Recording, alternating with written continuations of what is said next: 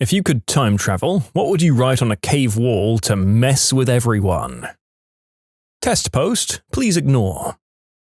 Turns out time travel only works once per timeline. Sorry guys. This planet shall be our second home.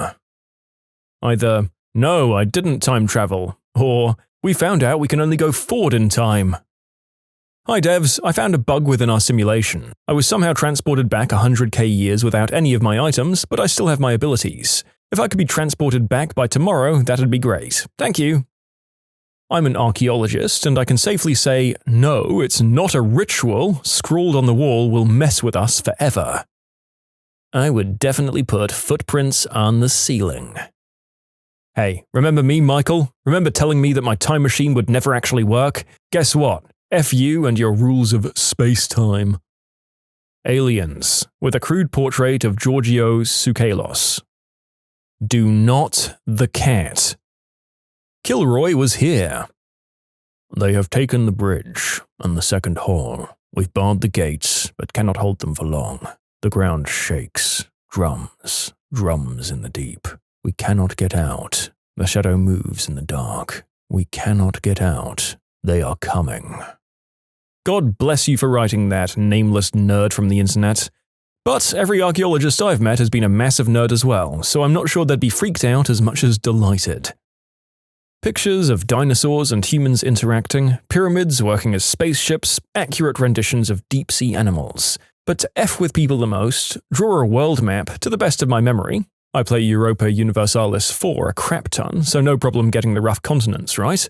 It'll still be loads better than world maps for another 99,500 years. And then I'll mark one random place in every continent, North Pole and the Amazon especially, to reduce the ease of searching. I'd then add a bunch of arrows and circles around other stuff and call it a day. Maybe add in a few drawings of alien interactions and monsters and stuff. Thinking on it, I'd probably mark the Amazon, the Sahara, Chukotka, the Chukchi are my guilty pleasure in EU4, and the North and South Poles, Mexico City, the Ötztal Alps, Uluru, Hormuz, and Okinawa. It's a good balance between hard to search, spread out among the continents, and coincidental with some crap. Some of them are just memes. I think an inscription reading, I bet you're confused right now. C2H50H. If you're reading this, you've been in a coma for almost 20 years now. We're trying a new technique. We don't know where this message will end up in your dream, but we hope we're getting through. We've been trying to reach you about your car's extended warranty. I think that any words in any given modern language would make them freak out, but what I'd do is find out who was in the team and where they were born before I left. Then, once I got there, I'd put their name and birth date on the cave wall, and then I'd put the same date, let's say the 9th of September 21, and then I'd write, "The curse is true. Your days are numbered." Picture of dude with spear, picture of mammoth. Table of calculations showing what angle and power to throw the spear into the mammoth. Assuming man is traveling on one vector, mammoth is going on a different vector, wind is coming from third vector. Frictional coefficient of the ground taken into account for both man and mammoth. Parabolic trajectory of the spear fully mapped out. No units, words, or language of any kind. Make up all of the numbers and symbols used to disguise the fact that you initially calculated it using Arabic numerals. I have no clue if it's right, but I suspect that would provoke way more freakout than anything you have in a language that provably couldn't have existed back then. Because that's definitely a hoax, you just haven't proven as a hoax yet. My idea implies that they had fully fleshed out physics, multivariable calculus, and linear algebra 100,000 years ago. A picture of a chicken laying an egg and a big number 1. Wait, is the 1 closer to the chicken or closer to the egg? Because it makes a difference. To someone at least. Here may be found the last words of Joseph of AmITheA. He who is valiant and pure of spirit may find the Holy Grail in the castle of Arg. He must have died while carving it. On May 28, 2016, prevent the child from entering the enclosure. I'd leave a bunch of fake records on transactions with an alien species. Write up a fake history of alien contact, and then make up a story recording a fake history of a conflict between an alien civilization and advanced humans. You know that S that everyone seems to remember writing in their notebooks in elementary school? I'd leave that. You may be wondering why I've gathered you all here today. Twice and twice shall he be marked. We live among you. In big bold letters, simulation number 54286. Draw the complete solar system and then the nearest star system. But you should draw it with a planet where the asteroid belt is, and write home next to that one.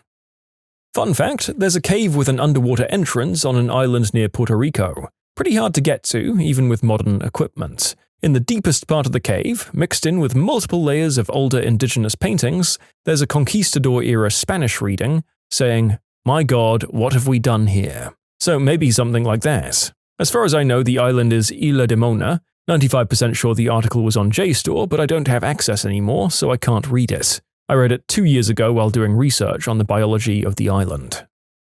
There are hot MILFs in your area. Leave by 2030. They do not come in peace.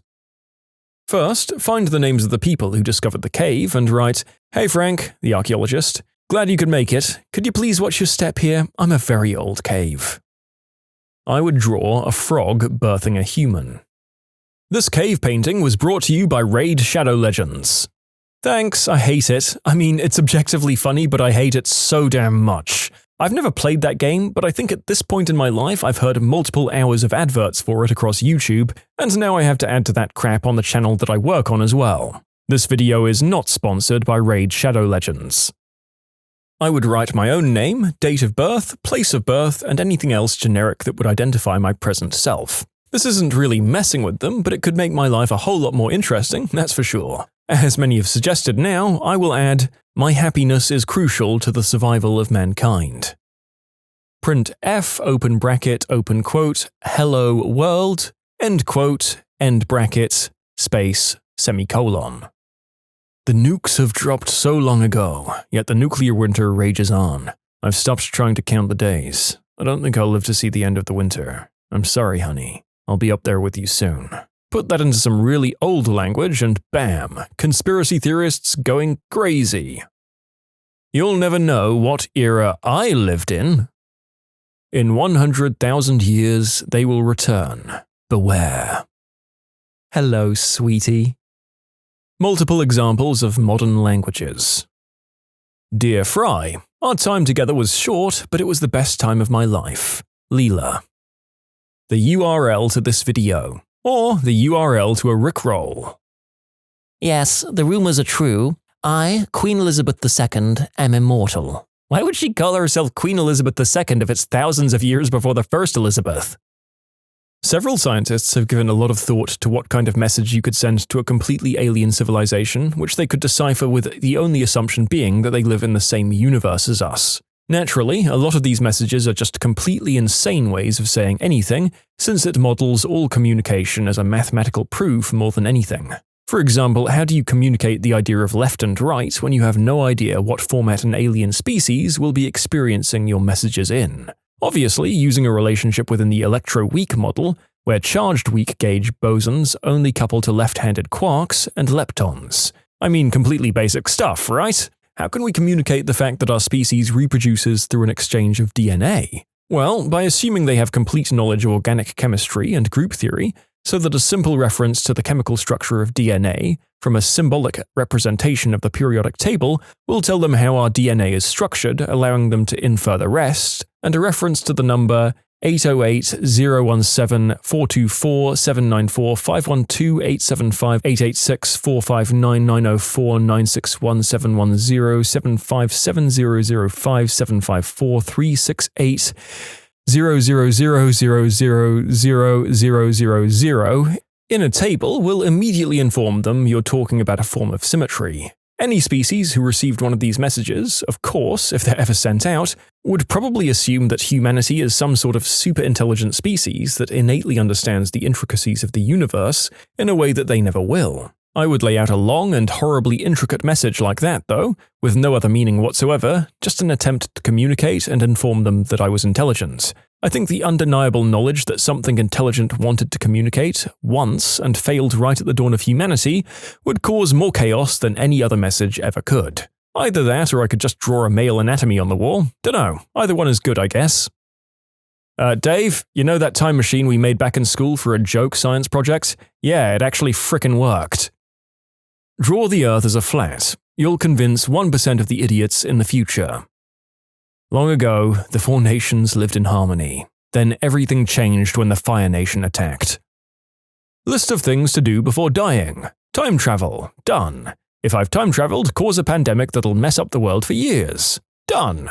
Meet dinosaurs. Done. If I've met dinosaurs, bring back all of them during this pandemic. Almost done.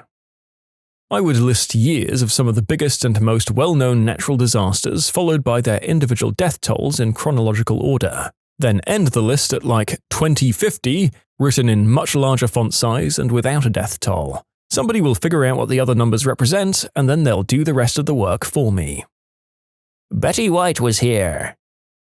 I hate to be that guy, but any modern references would result in the cave being considered contaminated, and they probably wouldn't do expensive carbon dating techniques to determine that it's actually 100,000 years old. Well, you're that guy. Are you happy? Your facts and deduction have no place in this video. Be gone with you. Be gone, I say! Time is a flat circle. This is the story all about how my life got flipped, turned upside down. Be sure to drink your Ovaltine. I think I'd put a caveman grocery list. Meat, berries, new club, pelt. You can submit your own stories to be featured here on the channel. The story submission link is in the description below. And if you want to listen to some vibey music in the background, check out easymode, also linked below, and subscribe. Based on the usual archaeological response of, if we don't know what it is, we'll list it as a ritual object, I would write, I'm not here for a long time, but I'm here for a good time. Draw caveman stick paintings of humans hunting giant Johnsons and scenarios of war. Construct a whole lore about humanity and the male anatomy-shaped beasts. Time travelers exist in all of the ancient scripts. We get signal. All your base are belong to us. Here I sit, broken-hearted, tried to poop, but only farted. Later today, I took a chance. Tried to toot, but crapped my pants. We've been trying to reach you about your car's extended warranty. There's always money in the banana stand. The Bill Cipher Triangle. Mitochondria is the powerhouse of the cell. Rosebud. First, some accurate disasters. Then, the world ends in 2020. Time loop has already started by the time you're reading this. 15 minutes could save you 15% more on car insurance. Geico switch today to find out all the ways you could save. You just lost the game. Frickin' hell, I hate and I love this at the same time.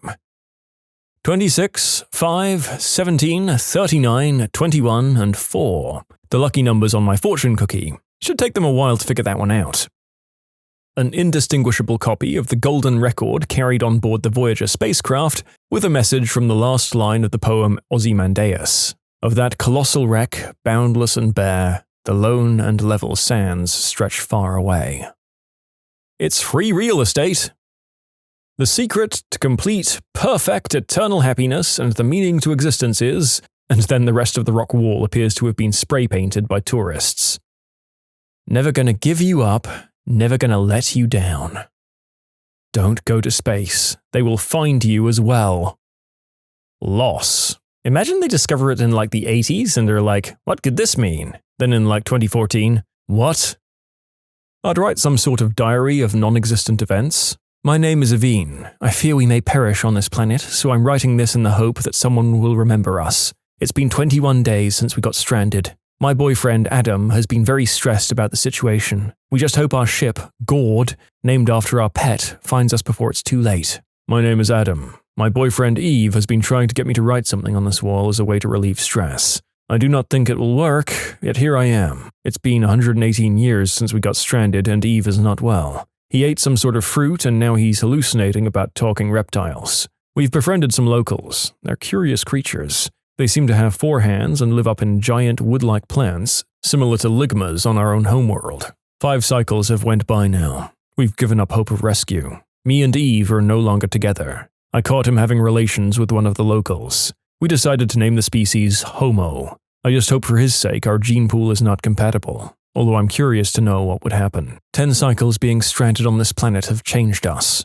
I almost wasn't going to write this, but it turns out our genetics are compatible. Myself and Adam have created our own tribes. I feel ashamed to say this, but we've created a new species. We have each fathered over 500 of these beings. E equals MC squared. I know it's tempting to write in a modern language, but that would really just mess with them for a bit, and most likely be written off as modern vandalism anyway. If you can read this, then it means advertising works. Call, put a phone number in, to rent this space. I'll write, oh hey, how was COVID? Archaeologists in Cave Expedition January 2020 go, wait, what? I've managed to make the time jump. The universe reset was a success, and heat death was prevented. I must now destroy the machine to keep the universe safe. Best wishes, Grigory Rasputin. I would draw an eggplant bus. Fun fact, this has been done in ancient Rome already.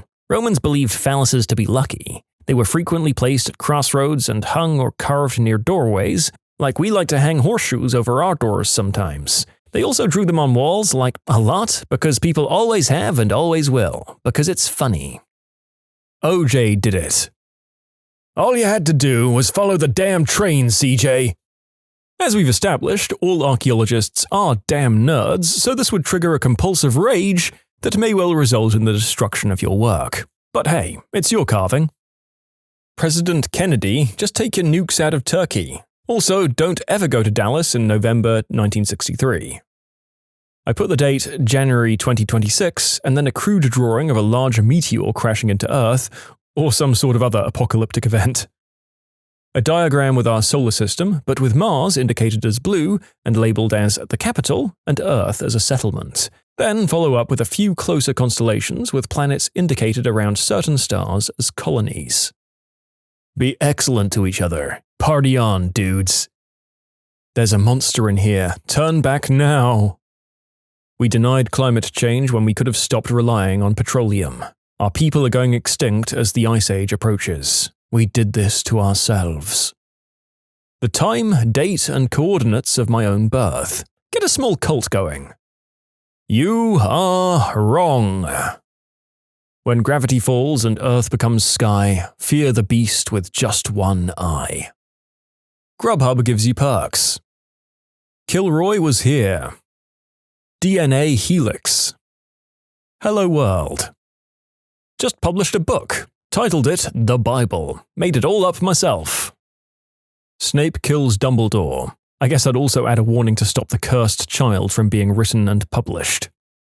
I landed too early. By the time anyone finds this, it may already be too late. Beware. Ligma. A sketch of Doc Brown's flux capacitor.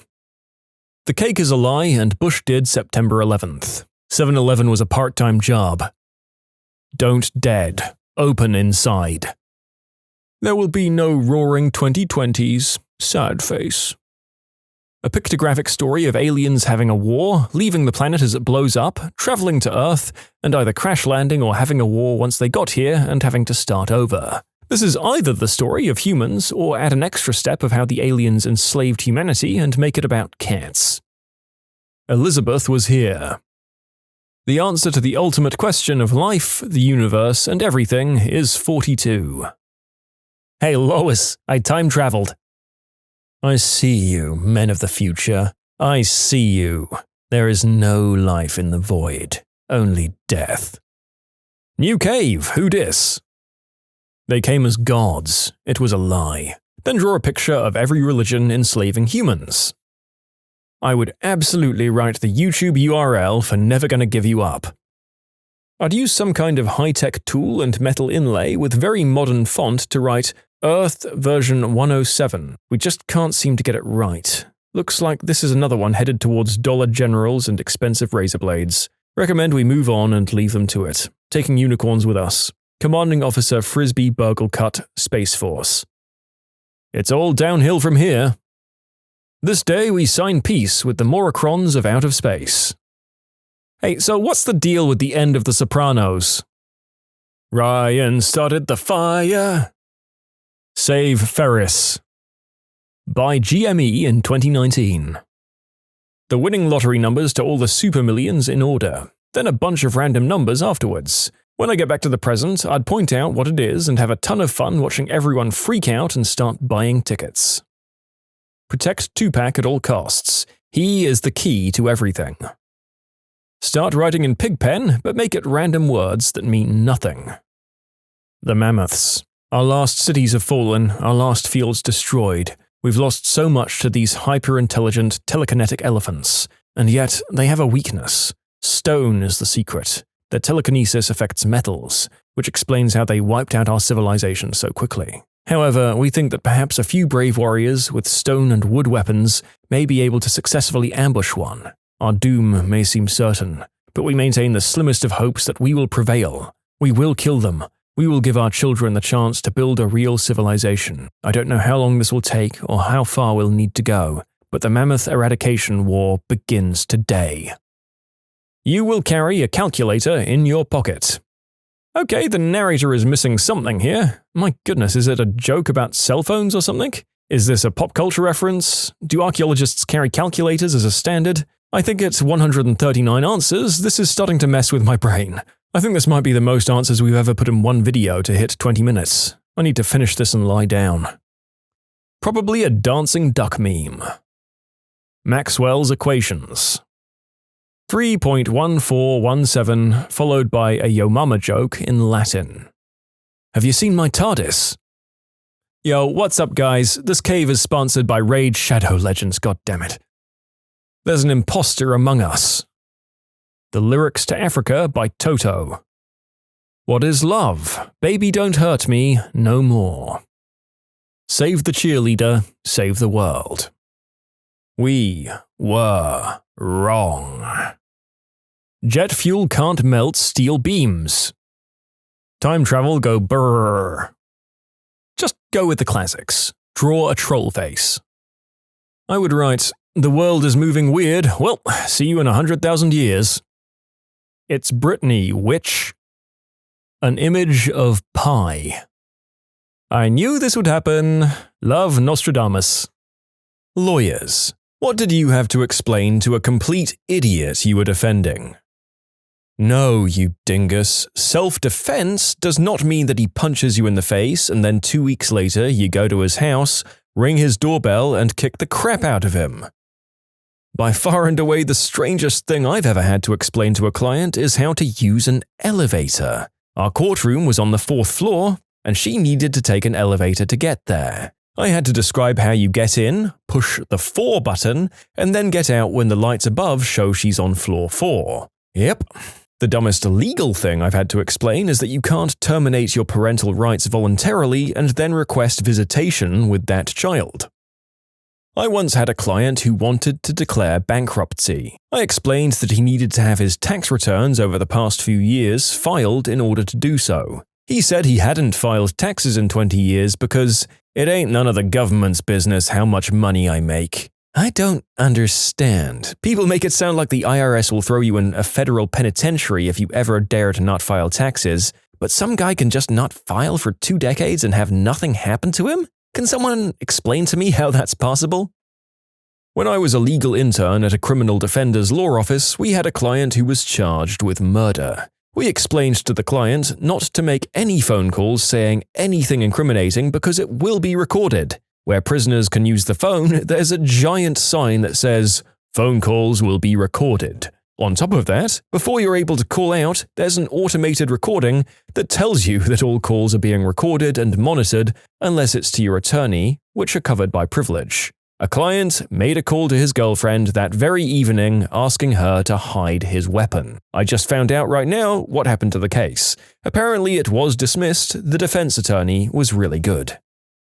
It doesn't matter whether you were sober or not. You jumped out of a 3rd-story window with a beer bottle and threw it at a cop. The jury is going to think you were drunk. Also, I think you were drunk. To be honest, wouldn't proving that they were sober be a much worse thing for this person? I mean, they're in trouble anyway, but surely if someone knows you attacked the police officer while in possession of all your faculties, people have a fairly good indicator that you acted purely vindictively. I had to explain to a client that they had to pay me. This is more common than you'd think. For some reason, some people think lawyers are like their personal spiritual guides or fairy godmother. that you really can go to jail if we lose at trial. Mine's from this week. My client said, "So, I don't smoke crystal, I just think it's from doing the deed unprotected." I answered, "So you'd like me to explain to the judge, it's okay, you just bang crystal heads." "Yeah." Not a client per se, but a victim. Had to explain what the correct medical term for the word splooge meant. The defense attorney asked if the defendant splooged, and she said no. On redirect, I explained that the word meant something came out of his private parts, and she said, "Oh, then yes." Not the brightest person I've ever met. That your boss sending you a substance test after he walked in on you snorting white snow off your desk does not qualify as entrapment. You can't sue him. Don't signal to the judge that you need to use the restroom during your trial by making eye contact and vigorously nodding while urgently pointing at your crotch. You should tell your lawyer and let her take care of it. You should definitely not make a break for the door. I went on a date with a lawyer recently who had told me he had to be at work at 9 a.m. the next day to explain to someone that he could, in fact, be fired for killing someone with the company vehicle. I was contacted by a couple who had paid for a trip to see the midnight sun in northern Norway. They wanted to sue the travel agency when they found out it was the same sun that they had back home. I had to explain that there's only a single sun and that they can't sue a travel agency for selling a midnight sun trip. Every year, one of the travel agencies publishes a list of the most ridiculous complaints they've received. They're hilarious. Last year, someone complained that the beach was too sandy. Another good one was that they hadn't told the couple that a lot of the beaches can be, undressed, and the husband became, quote, distracted. I work on appeals, which means that I spend more time with the law than with real people. But the law has some gems, like this one guy who really happened. Document reads, "At the police station, the arresting officer advised defendant, both orally and with a consent form, of his constitutional rights pursuant to Miranda v. Arizona, 384 U.S., bunch of numbers, 1966. Defendant refused to sign the consent form and stated that he would never waive his rights. At the same time, however, he asked the arresting officer whether he could speak to him man to man. At this point, a detective with the task force entered the room with the evidence of the substances gathered from the inventory search of the Corvette and advised the defendant of the charges that would be filed against him. To this, the defendant responded, "You think this is big time? This ain't crap." The detective then asked the defendant whether he was willing to provide them with any information, and the defendant responded that if he were released with his substances in his possession that night, he had called the police occasionally with information on certain persons he felt needed to be off the streets. The detective then started to leave the booking area, and the defendant said, "And I want my stuff back." When the detective asked him whether he was referring to the substances discovered in the Corvette, the defendant responded that he was. File that under, "You should definitely exercise the right to remain silent." I had to tell mine why they shouldn't have called the cops to tell them exactly what they did that violated the restraining order. A lawyer can't out and lie for a client. If you said to them, "Yeah, I burned his frickin' house down and weed on the ashes," then he can't say that you were 2 states away. That blew some of my students' minds. When I was volunteering at teen court in college, I had a kid who burned down a few hundred acres and a half-dozen houses. As soon as I went, "Let's talk about how to handle this," he went, "I did it. I was bored and I wanted to see if I could catch the field on fire, and then when it spread, I figured, frick it, they have insurance, and I left without calling the cops." Totally confused when I told the judge I need to be relieved after he started lying his butt off about it in court. In my state, we have this thing called victims' compensation. An oversimplification of how it works goes as follows. If you're the victim of a crime and suffer some form of injury, like a psychological, physical, etc., you can apply for a payment from state funds. If you're the perpetrator of one of those crimes, like an assault, robbery, unwanted advances of a serious nature, an order can be made for you to pay the state back an amount relating to the victim's compensation. I had a client who felt the process of being convicted for attacking his relatives and having to pay victim's compensation back to the state was arduous, and in return, he should be receiving victim's compensation from the state. So, that was fun to explain. By his logic, his victims got compensation and that was unfair. He didn't at all grasp the logic that his victims had been badly injured by his conduct for which he had been convicted. Although I'm sure his victims weren't the nicest people, they hadn't attacked him. I gather he hadn't grasped he'd done anything wrong. I had a client once who was in trouble for stealing sample medications from a hospital. We got security footage from the DA as part of the evidence, and when it came down, we watched it together. The camera was literally 10 feet away in a well-lit room, and we watched her shovel prescription samples into a garbage bag and walk off. After it was done, she turned to me and asked if I thought she was going to be able to get off. I said no. Honestly, the DA was being super nice. She had pulled this trick 2 days in a row and got caught, and they were doing them as 2 separate charges. Combined, it would make it a felony, but instead it was only facing like 2 years in prison. I had a deal worked out to get it down to 6 months. And this lady fired me because she thought she could get off without anything. The DA let me know that no offer would be available to her after that move. I wonder if there's any lawyer alive who'd confidently tell their client that they could get away scot-free when there was video evidence of them committing said crime. Oh, and I mean a regular person, not one of the super rich. They get away with this crap all the time.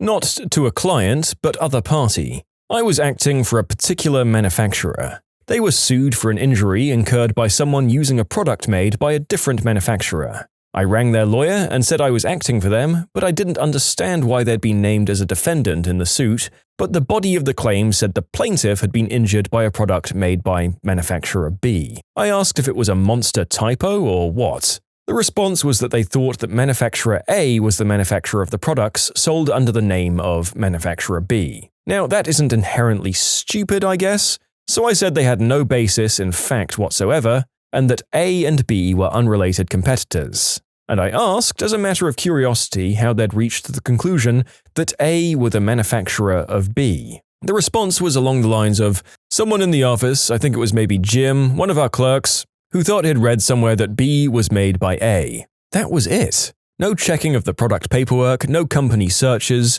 no brand name register searches, no inquiries with our client or B, not even frickin' Google, just some guy in the office had once heard something. And on that basis, they'd issued a very financially sizable product liability suit. I once had to explain to a client that he could in fact fire an employee for 1, stealing significant sums of money from the safe, 2, for pulling a weapon on a coworker who questioned these activities, and 3, waving said piece in a customer's face moments later, all of which were on camera. I processed a case where a woman sued her lawyers after a divorce because they didn't explain to her that divorcing her husband meant she'd no longer be married. I recently had a call from a guy who found out that Long John Silver's was microwaving his baked shrimp combo. He wanted to eat there for every meal for a year and then sue them for false advertising. He changed his mind when I suggested that he'd probably die of a heart attack before reaching his 1-year goal. I watched a Florida Supreme Court appeal over a murder case. The guy killed several people with a baseball bat and wanted his sentence mitigated because he had PTSD. He claimed he had PTSD from experiencing the murder he committed. The court had to explain to him that a mental issue acquired while committing a crime can't mitigate you from the crime you committed. You can submit your own stories to be featured here on the channel. The story submission link is in the description below. And if you want to listen to some vibey music in the background, check out easymode, also linked below, and subscribe.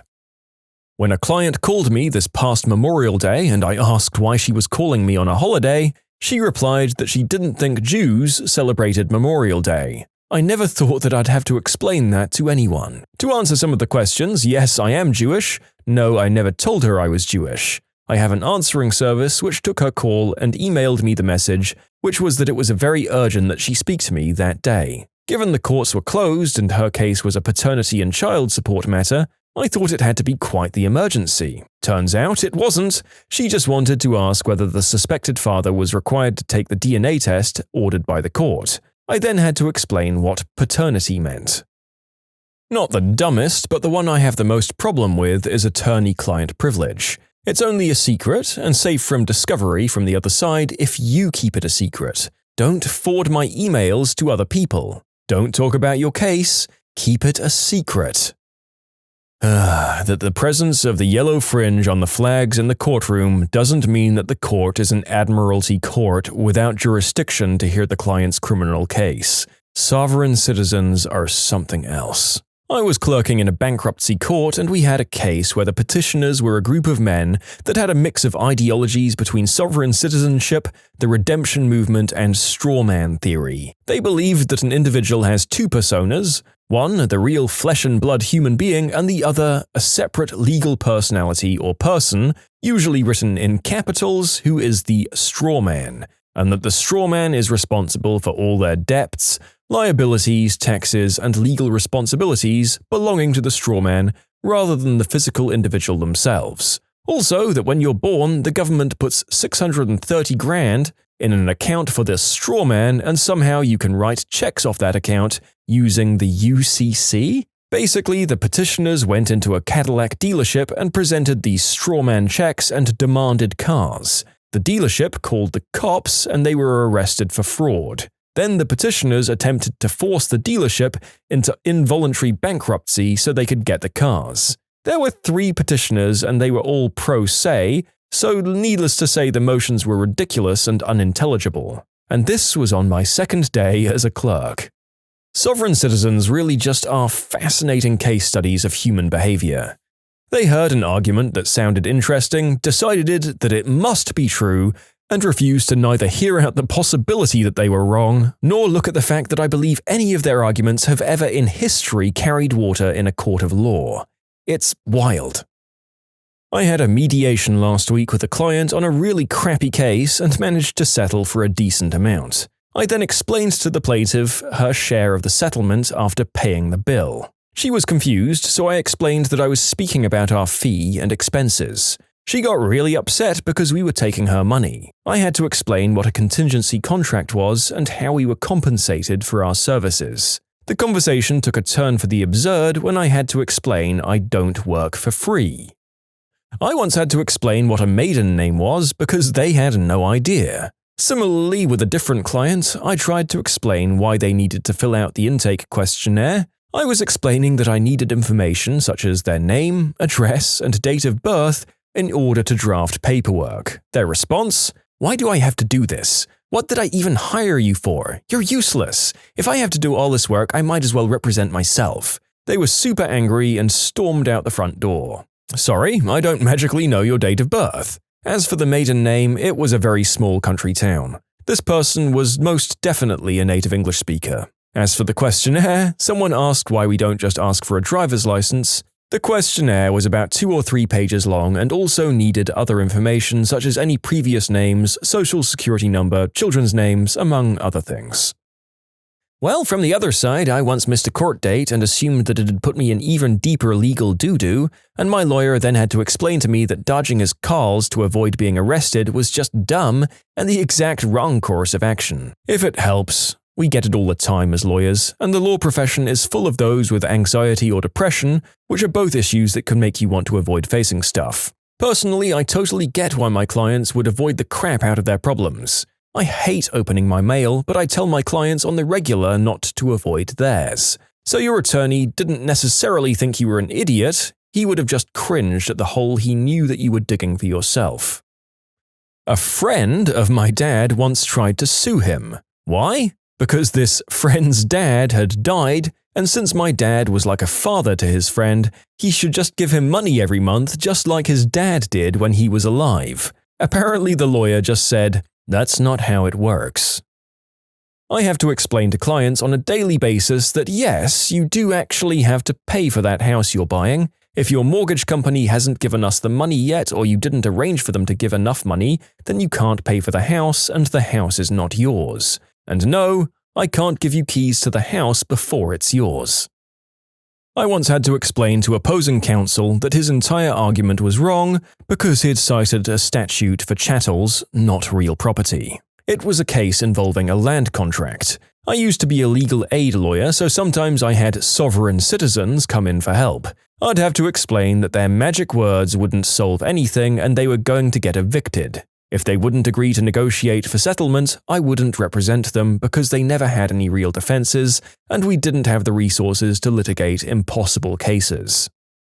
Bankruptcy attorney here. If you know you're coming into my office to file bankruptcy, do not make major financial decisions before you talk to me. For example, cashing out your 401k, paying your family members the money you owe them, or buying a car with no intention of paying off the loan. The court allows you to discharge your debt, and the only thing they ask is for you to be honest and not sneaky about it. You've got to respect the process. I worked in bankruptcy in Canada for many years. There was a company going under, but the director couldn't physically sign until Monday and didn't want the staff to know because half is his family. We allow him to stay open for the weekend with one stipulation: only cash and carry sales because he can't take deposits, as he won't be ordering items. It's illegal to take money when you know you won't provide the goods. He instructs his staff, who obey him. On Monday morning, he opens at 8 and takes cash and credit deposits for 3 hours until the trustee shows up with the documents. The tip of the iceberg of the crap show for that file was that he said, "You only said weekends, so I operated as business as usual this morning and took a few $1,000s in orders." I mean, I'm not a smart guy, but as a small business owner, that's the biggest brain moment. The place had to be a certain size to be employing multiple people, and not being able to follow such a simple instruction or realize why trying to trick the system is such a bad idea is just breathtaking. Not the lawyer, I'm the other side of the lawsuit for this piece of work. Obviously, I'm trying not to reveal details, sorry, but it's still going on. So far, we, the judge, his lawyer, I want to say it's been 9 different lawyers now, have had to explain to him the following. The statute of limitations. Lawyers quit if you don't pay them. My lawyer cannot advise him. He has to pay the court fees. Lawyers quit if you don't pay them. If you fire your lawyer when suing as a corporation, you'll be kicked out. Lawyers quit if you don't pay them. Statute of limitations again. My lawyer cannot advise him. That during discovery he handed over emails that had the actual date of a meeting instead of the month earlier that he'd been claiming. Lawyers quit if you don't pay them. Statute of limitations. Yes, the judge can go off the record and berate you for 15 minutes if she thinks it helps the case. My lawyer will laugh in your face for asking for advice about the judge. His lawyer needs his actual address, not just a FedEx store where he picks up his mail periodically. The court isn't going to bother calling each of the 8 different cell numbers that just might be the one you currently have active. Lawyers quit if you don't pay them. My lawyer cannot advise him. The reading of the settlement and agreeing to it on record in court is binding. Simply saying that a person is the attorney doesn't actually make them the attorney, there's actual paperwork. My lawyer cannot advise him. Lawyers quit if you don't pay them. The ruling was against him and he can't sell what was never his. He needs to actually pay the court fees for his appeal. He needs an attorney for the appeal because corporations must be represented by an attorney in court. He needs to file the paperwork required for an appeal. He still needs an attorney for the appeal because corporations still have to be represented by an attorney in court. My lawyer cannot advise him. Yes, Rule 8.140A1 really does mean you're about to be kicked out permanently. By October 28th, he needs to have an attorney and pay the court fees and file his paperwork, or his appeal goes away. And lastly, just because I feel like it needs another one, lawyers quit if you don't pay them. Simply because that's how he went through so many of them. When did you find out that your significant other was an actual psychopath? Long story short, I thought I was a bartender with no college experience that was dating a nuclear physicist who made $120,000 a year, and it made me feel kind of inadequate for a while. Then, on a night I'll never forget, everything changed. I took her out on a date for sushi, and everything seemed fine until we went back to my place, and she told me that she was inbred. Her father was a, quote, world criminal that was sued by Ted Turner and is jumping countries to avoid him. She told my roommate's girlfriend that she steals and lies uncontrollably. Then she flipped out and said my roommate was a Third Reich enthusiast who had a black aura. She asked some 10-year-old on Omegle.com if he wanted to, quote, put his little eggplant inside her, and then the deal breaker was that she picked up my shotty and thought it would be funny to point it at me and say, "You should propose to me and we'll get married on a magic carpet." Needless to say, I haven't talked to her since. I must clarify that this was the first night she came to my home and also the first time I saw her very, very, very drunk. And I've only known her for a few weeks prior to this event. One thing I know that she didn't lie about was her job. She showed me her job ID card. Oh wow. Is anyone else concerned about the quality of nuclear physicists in this country? I dated a guy for about a year and a half, living with him for the last 6 months. We broke up the night he spit in my face, called me a working girl, and threatened me. A week later, he had converted to Mormonism, and 3 months later, he was engaged to a girl he had known for a month. He lives in Utah now. Bullet dodged. Girl I'd been dating for a few months had a court date for regular child custody stuff. Not my kids, so I thought, whatever. Then she didn't come home that night. I found out through her friends that her court date was her criminal trial for theft, forgery, and fraud. Off to prison for 3 years. I opted to delete her number. I dated a girl about 3 years ago that cheated on me and got pregante by the guy she cheated on me with. She tried to smother me with a pillow in my sleep after I refused to stay with her. Looks like when faced with telling you the truth, she took the soft option. The narrator included that last comment more because he was astounded at the gall of someone for commenting it just after what was probably a somewhat traumatic incident for the original author. I mean, my god, read the room, pal. Good pun, though. As a junior in high school, I broke up with my girlfriend of a couple of years to start dating this cute girl. We'll call her Amy, because that was her name. She went to the Catholic school in town. She was also an 11th grader, 17, really hot and way fun. After a few months of awesome, her giving me jewelry as gifts, walking me home from school, sneaking out to spend the night in a motel, among other things, she started to get a little weird and clingy. She wouldn't ever let me call her, but called me constantly from other people's houses. She wanted to sneak into my house to spend the night, slept in my basement one night, under my bed another, and started to call at all hours. It was obvious that her parents had no control over her, and I was suspecting substance use. None of my friends knew her, even their friends at the Catholic school hadn't heard of her. Something was weird, but DMHS, it can blind you. I was getting near breaking it off just to stop all of the weird, when one night I got a phone call. It was Amy's dad. We had a very weird talk. Turns out she had run away from home the night we started dating, months ago, and stolen a whole bunch of stuff, including his paycheck, jewelry, oh crap, I was wearing his ring, and other stuff. She had been couch surfing and running from the cops ever since, stealing, lying, cheating. It was way weird. Oh crap. So I told him I had the ring, and he could have it back. He wanted to sit down with me and talk about how to get her caught, or at least to get her to call him. I was really scared about my parents finding out what was up. I didn't want to be associated with her anymore, and I didn't want to get caught after all the crap we'd pulled. But I was worried for her. I told him to come right over. About 30 minutes later, there was a knock at my front door. This big guy was standing there when I answered. He said, "Hi, son. I need to talk to your little brother." And I said, "I'm an only child." Blink, blink, blink. "Are you Paul?" I said, "Yeah, you must be Amy's dad." He blinked and said, "How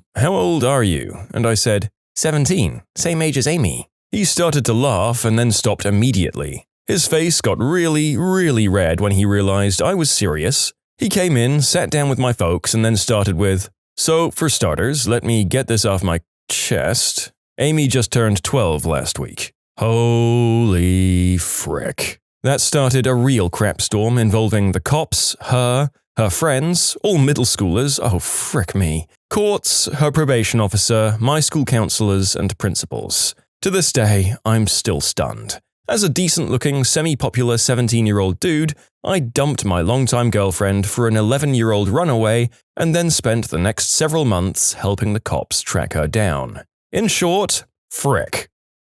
Okay, so what follows is a long story of a crazy stalker ending with his man juice all over my sheets and undies. I don't want to go into too many details just because this is a horrible memory and my memory is blurry during the worst parts. I had a high school sweetheart. We decided to break up when we went to college.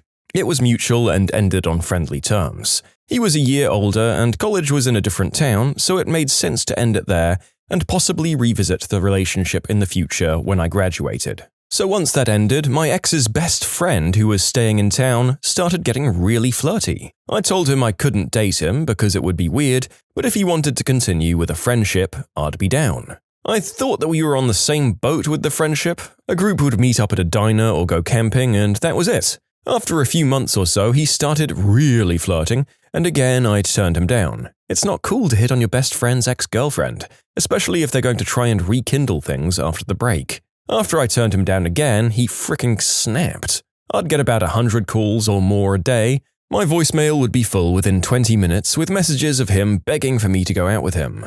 The messages soon got revolting. He would tickle his pickle, repeating my name, and leave that on my voicemail. He'd go into detail of all the things he wanted to do to me. We tried talking to his parents, he was still living with them, surprise, but they were in denial, so he went to the police and I was told to log everything and I was issued a temporary protective order and I changed my number. A few days later, the calls started again. I guess he paid someone to get my new number. I never found out who did it, and Singular wouldn't let me change it again for a week. So I just left my phone off and used it for emergencies only. Jump ahead a few months and I started to get flowers and cards on my car at this restaurant where I worked. Every night there'd be something there. I got so freaked out, management had to walk me to my car every night. At this time, I don't think he knew where I lived, so I had that at least. I'm still logging everything, but he has yet to do anything that would allow me to get that restraining order. I eventually get into a car accident and my car was destroyed by a lady who ran a red light and T-boned me.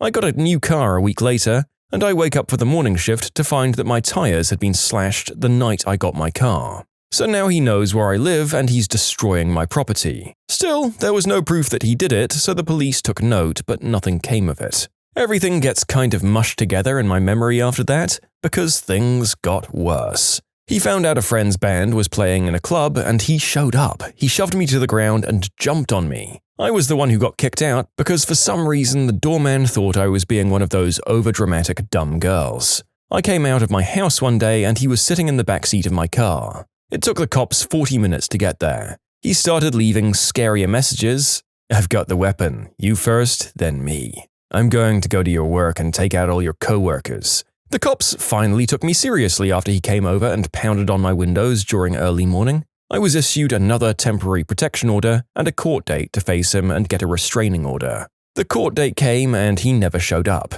Turns out he was couch surfing and living out of his truck, and I guess it wasn't a big enough deal for the cops to put a lot of effort into finding him. So it all just continues and it finally accumulates into the worst day of my life. I was out with a friend and I had an uneasy feeling all night. I asked if I could stay at her house for the night and she lets me stay there and we have a few drinks of wine and get a bit drunk. I wake up at 6 a.m. to go home and get ready for my morning shift at work. I get home and something seems not right. The TV in my room was on and the front door was unlocked. I figured it was my roommates and I went into the room to turn off the TV. Well, I walk in and my bed was unmade, my underwear drawer open, and my undies everywhere. I move closer to my bed and there is splooge everywhere, white and crusty. Oof. On my pillowcases, on my underwear, on my sheets and bedspread. I'm shaking. I hear the front door slam shut. I don't know why, but my first instinct was to lock myself in the bathroom. I peek out of the window and he's there, standing on the front lawn, hysterically laughing at the house, just laughing at the top of his lungs. I call 911. I'm crying, shaking, and barely able to talk. It took the cops a little while to get there, and by this time he's long gone. I'll never forget the look on the cop's face when they had to pack up all the stuff that he had ruined. I was given some paperwork saying that they were finally going to get him on stalking, destruction of property, and I overheard one of the cops say something about me being lucky that I didn't become a victim of the unspeakable act, which gives me freaking chills to this day. I think back on that time of my life and it's all blurry. All of these instances running into each other. I used to hate him, but now I feel sorry for him. I moved far away to get away from there and forget about everything. I never even heard if he was arrested or charged with anything. I dropped all communication with the people in my life at the time. I changed my number and never answered the phone. I still don't. This was going on between the time I was 18 and 24. I'm 29 now, and I like to think, despite everything, I came out pretty well-rounded. You can submit your own stories to be featured here on the channel. The story submission link is in the description below. And if you want to listen to some vibey music in the background, check out easymode, also linked below, and subscribe. Not me, but an old boss of mine who had a machete hanging on his wall as some sort of ornament. One ex used it on him and didn't do too much damage. He put it back on the wall. A few months later, another guy he was dating split his face open with it. When he healed, I suggested to him that he not put the machete back this time. There are so many questions. Was your boss actually the one who was enticing these men to attack him? Or did he just have a thing for psychopaths? And of course the biggest question, did he put the blade back up on the wall?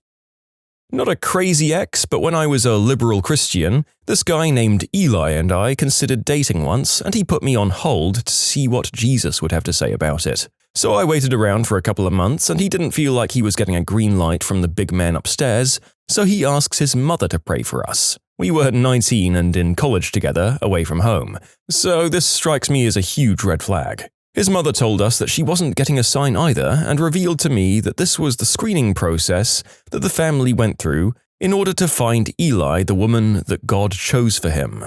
At first, Eli was devastated and I was quite obviously offended, especially after he told me that God had someone better in store for him and that I should be happy. We went our separate ways and I ended up getting married to one of my close friends and considered myself questioning the Christian faith, leaning towards atheism. He was horrified and we stopped talking as often. He remained single and ended up courting a nice Christian, one who was more right-wing leaning and won his mother's approval, and one who was quite similar looking to me, except eventually she rejected him. He was heartbroken. So, what does Eli do to remedy this? He enlisted in the army and asked to be put on the front lines, because obviously God doesn't want him in a relationship at all and he's going to die alone. He said if he wasn't meant to have a family, he may as well sacrifice himself for the good of our country. And yes, our army actually did put him on the front lines. To clarify, no, he didn't die, he's still out there as far as I know. Apparently, according to him, he did ask to be put out there,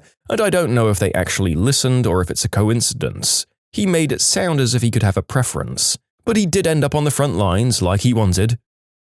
I dated a girl whose parents had died in a car accident when she was 8. After 2 years, she told me that wasn't exactly true. She had lied because her father had mistreated her when she was very little. After another 6 months, she told me that that also wasn't exactly true.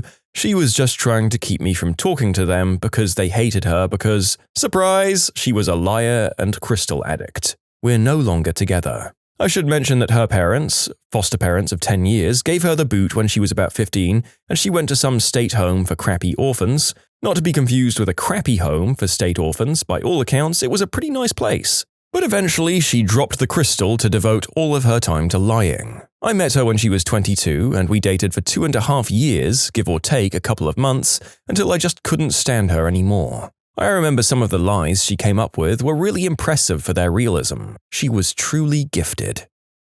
I know a pathological liar. I don't date him, but now I'm thinking about how it would be for the people who would. I love torturing him to no end about his lies. Apparently, he killed someone. Also apparently, he's heavily invested in oil. Oh, he ordered a custom BMW that's been on the way for 5 years. He's setting up a worldwide organization to protect the world from evil. I have too much fun going along with his crap. I even helped him set up his, quote, organization. I put him in touch with some programmer friends I have so that they could do some work for him. I did warn them that he was crazy first. He never actually asked them to do anything. I checked up with them. I drove him to the bank because he doesn't have a car so that he could open up a bank account and put about 200 grand in it for the use of the organization. Naturally, I never saw the transfer or the opening of the account. There was plenty more stuff as well. Oh, and I'm officially part of this organization, which is divided into a cell structure, so I'm not allowed to know who else is in it. No one, I suspect. I'm a little worried that I'm going to end up being signed up for some revolutionary group and get arrested, but it's too much fun seeing where this is going. And to be clear, he is harmless, just crazy, fun crazy. I mean, let's hope that it's all harmless crazy. Kinda seems like if he's actually your friend, you should maybe look at getting him some help? But then again, who knows if he'd accept it, so what do I know? I dated a girl for a while that I actually knew for at least a year before ever transitioning from friend of friend to dating. I quickly came to realize she was a pathological liar and she made no attempt to hide that from me. I mean, yes, she'd tell me all kinds of outrageous lies, but she'd also tell other people lies about us, in front of me. One time, we met some friends at a club, and she immediately told them that we'd spent the day in Canada. Apparently, we'd driven 5 hours in the morning, spent the day, driven 5 hours back, and we were now meeting people in this trans-dimensional day that would have been at least 40 hours long. People were looking at me like, what the frick? And I was just making, fricked if I know, face. Over the course of the few months that we dated, she told me that her father was in prison and her mother was institutionalized. Neither of these was true, by the way. That her brother was a substance user. Her brother lived with her, had a good job, and was not one of those. That her ex-husband was a smack addict. She had never been married. She worked for the governor's office. We were nowhere near the capital, and I never found out what her real job was. That she had a hoo-ha piercing accidentally torn out, which is why she had no fun bean, except she totally did. She said that she loved doing it in the butt, and would rather do it in the butt than anything else. She never actually agreed to do it in the butt with me. I could probably keep on for a while. I literally only dated her a couple of months before I had had enough. I was trying to break up with her gently when I saw a tow truck hooking up to my car outside her apartment, so I ran away mid-letdown saying, "You're too crazy!" over my shoulder as I ran. I dated a guy for over a year who turned out to be a completely charming sociopath. I was 20 and newly in love. He was 27. In retrospect, there were a lot of signs that he was dysfunctional, but being naive and in love, I brushed them off. Things were fine until one day after I'd been sick for a couple of weeks when he just turned on me, dumped me the day before my birthday in an email. I was heartbroken and in shock, and I hadn't seen it coming at all. Anyway, instead of leaving it at that, I guess the guy wanted to mess with me. So he'd keep coming to my campus every weekend, even though he was older and had never finished college, to drink with all of my friends and then come to my room and declare that he had changed his mind and still loved me. I was young and stupid and heartbroken and kept falling for it. Well, he'd borrow money and then run off the next day. If I'd call him later in the week, I'd be met with coldness until the next time he was looking for a lay. The thing is, I found it so hard to recognize this D-bag behavior because I still thought the year-long relationship had been legit. The worst thing was he was telling everyone I was a complete psycho behind my back. He'd do things like text me that he loved me and wanted to see me. Then when I'd call or text to reply, he'd show it to my friends and say I was stalking him. He spun lie after lie about me. So every time I wanted to talk to someone about how I was hurting from his awful behavior, it just confirmed all the lies he'd been telling about me. The final straw was when he asked me to invite him to my graduation. He fed me some bullcrap lines about respecting me. I didn't have any family attending since I was on another continent, so I was feeling forever alone and I said yes. Well, he decided to take a bunch of white snow and never took my picture when I got the diploma. He later that day tried to break my arm. That was obviously the final straw, and I finally saw the light of how evil and cruel he was. The unfortunate thing was that my reputation among my friends was ruined. I'd been given the crazy girlfriend label. It was so frustrating. He'd been deliberately orchestrating situations to make me seem crazy and emotional just to sabotage my reputation. I don't think I've ever felt more helpless in my life. All you want to do is yell and talk crap about this monster, but you can't, because people will just think you're crazy and resentful. It took me 2 years of holding my head high and watching my step before the social stigma he'd inflicted was lifted. I never talked smack about him, and I made sure that no matter how upset I was feeling, I acted cool and rational and collected. I was forced to be a saint because he had painted me as a crazy demon. It was one of the hardest times of my life. But to end on a semi-good note, eventually the truth came out and people saw he was a crazy, awful man, and I was the sane victim. 3 years after the darkest and loneliest era of my life, my best friend called me to apologize for not believing me. My friends had finally seen the truth and said how sorry they were that they hadn't supported me while I was being hurt so badly. I think part of what made it so hard is the fact that there was such a stereotype about crazy ex-girlfriends. He played into it perfectly and used it as a tool to keep me trapped in the cycle of abuse by way of removing my support network. Also, I know it's not much in the way of proof, but this is the only ex I've ever had drama or bad feelings towards. I'm on very friendly terms with every other ex-boyfriend of mine, and I've had no bad things to say about them or them about me, beyond the fact that we weren't fully compatible for spending the rest of our lives together.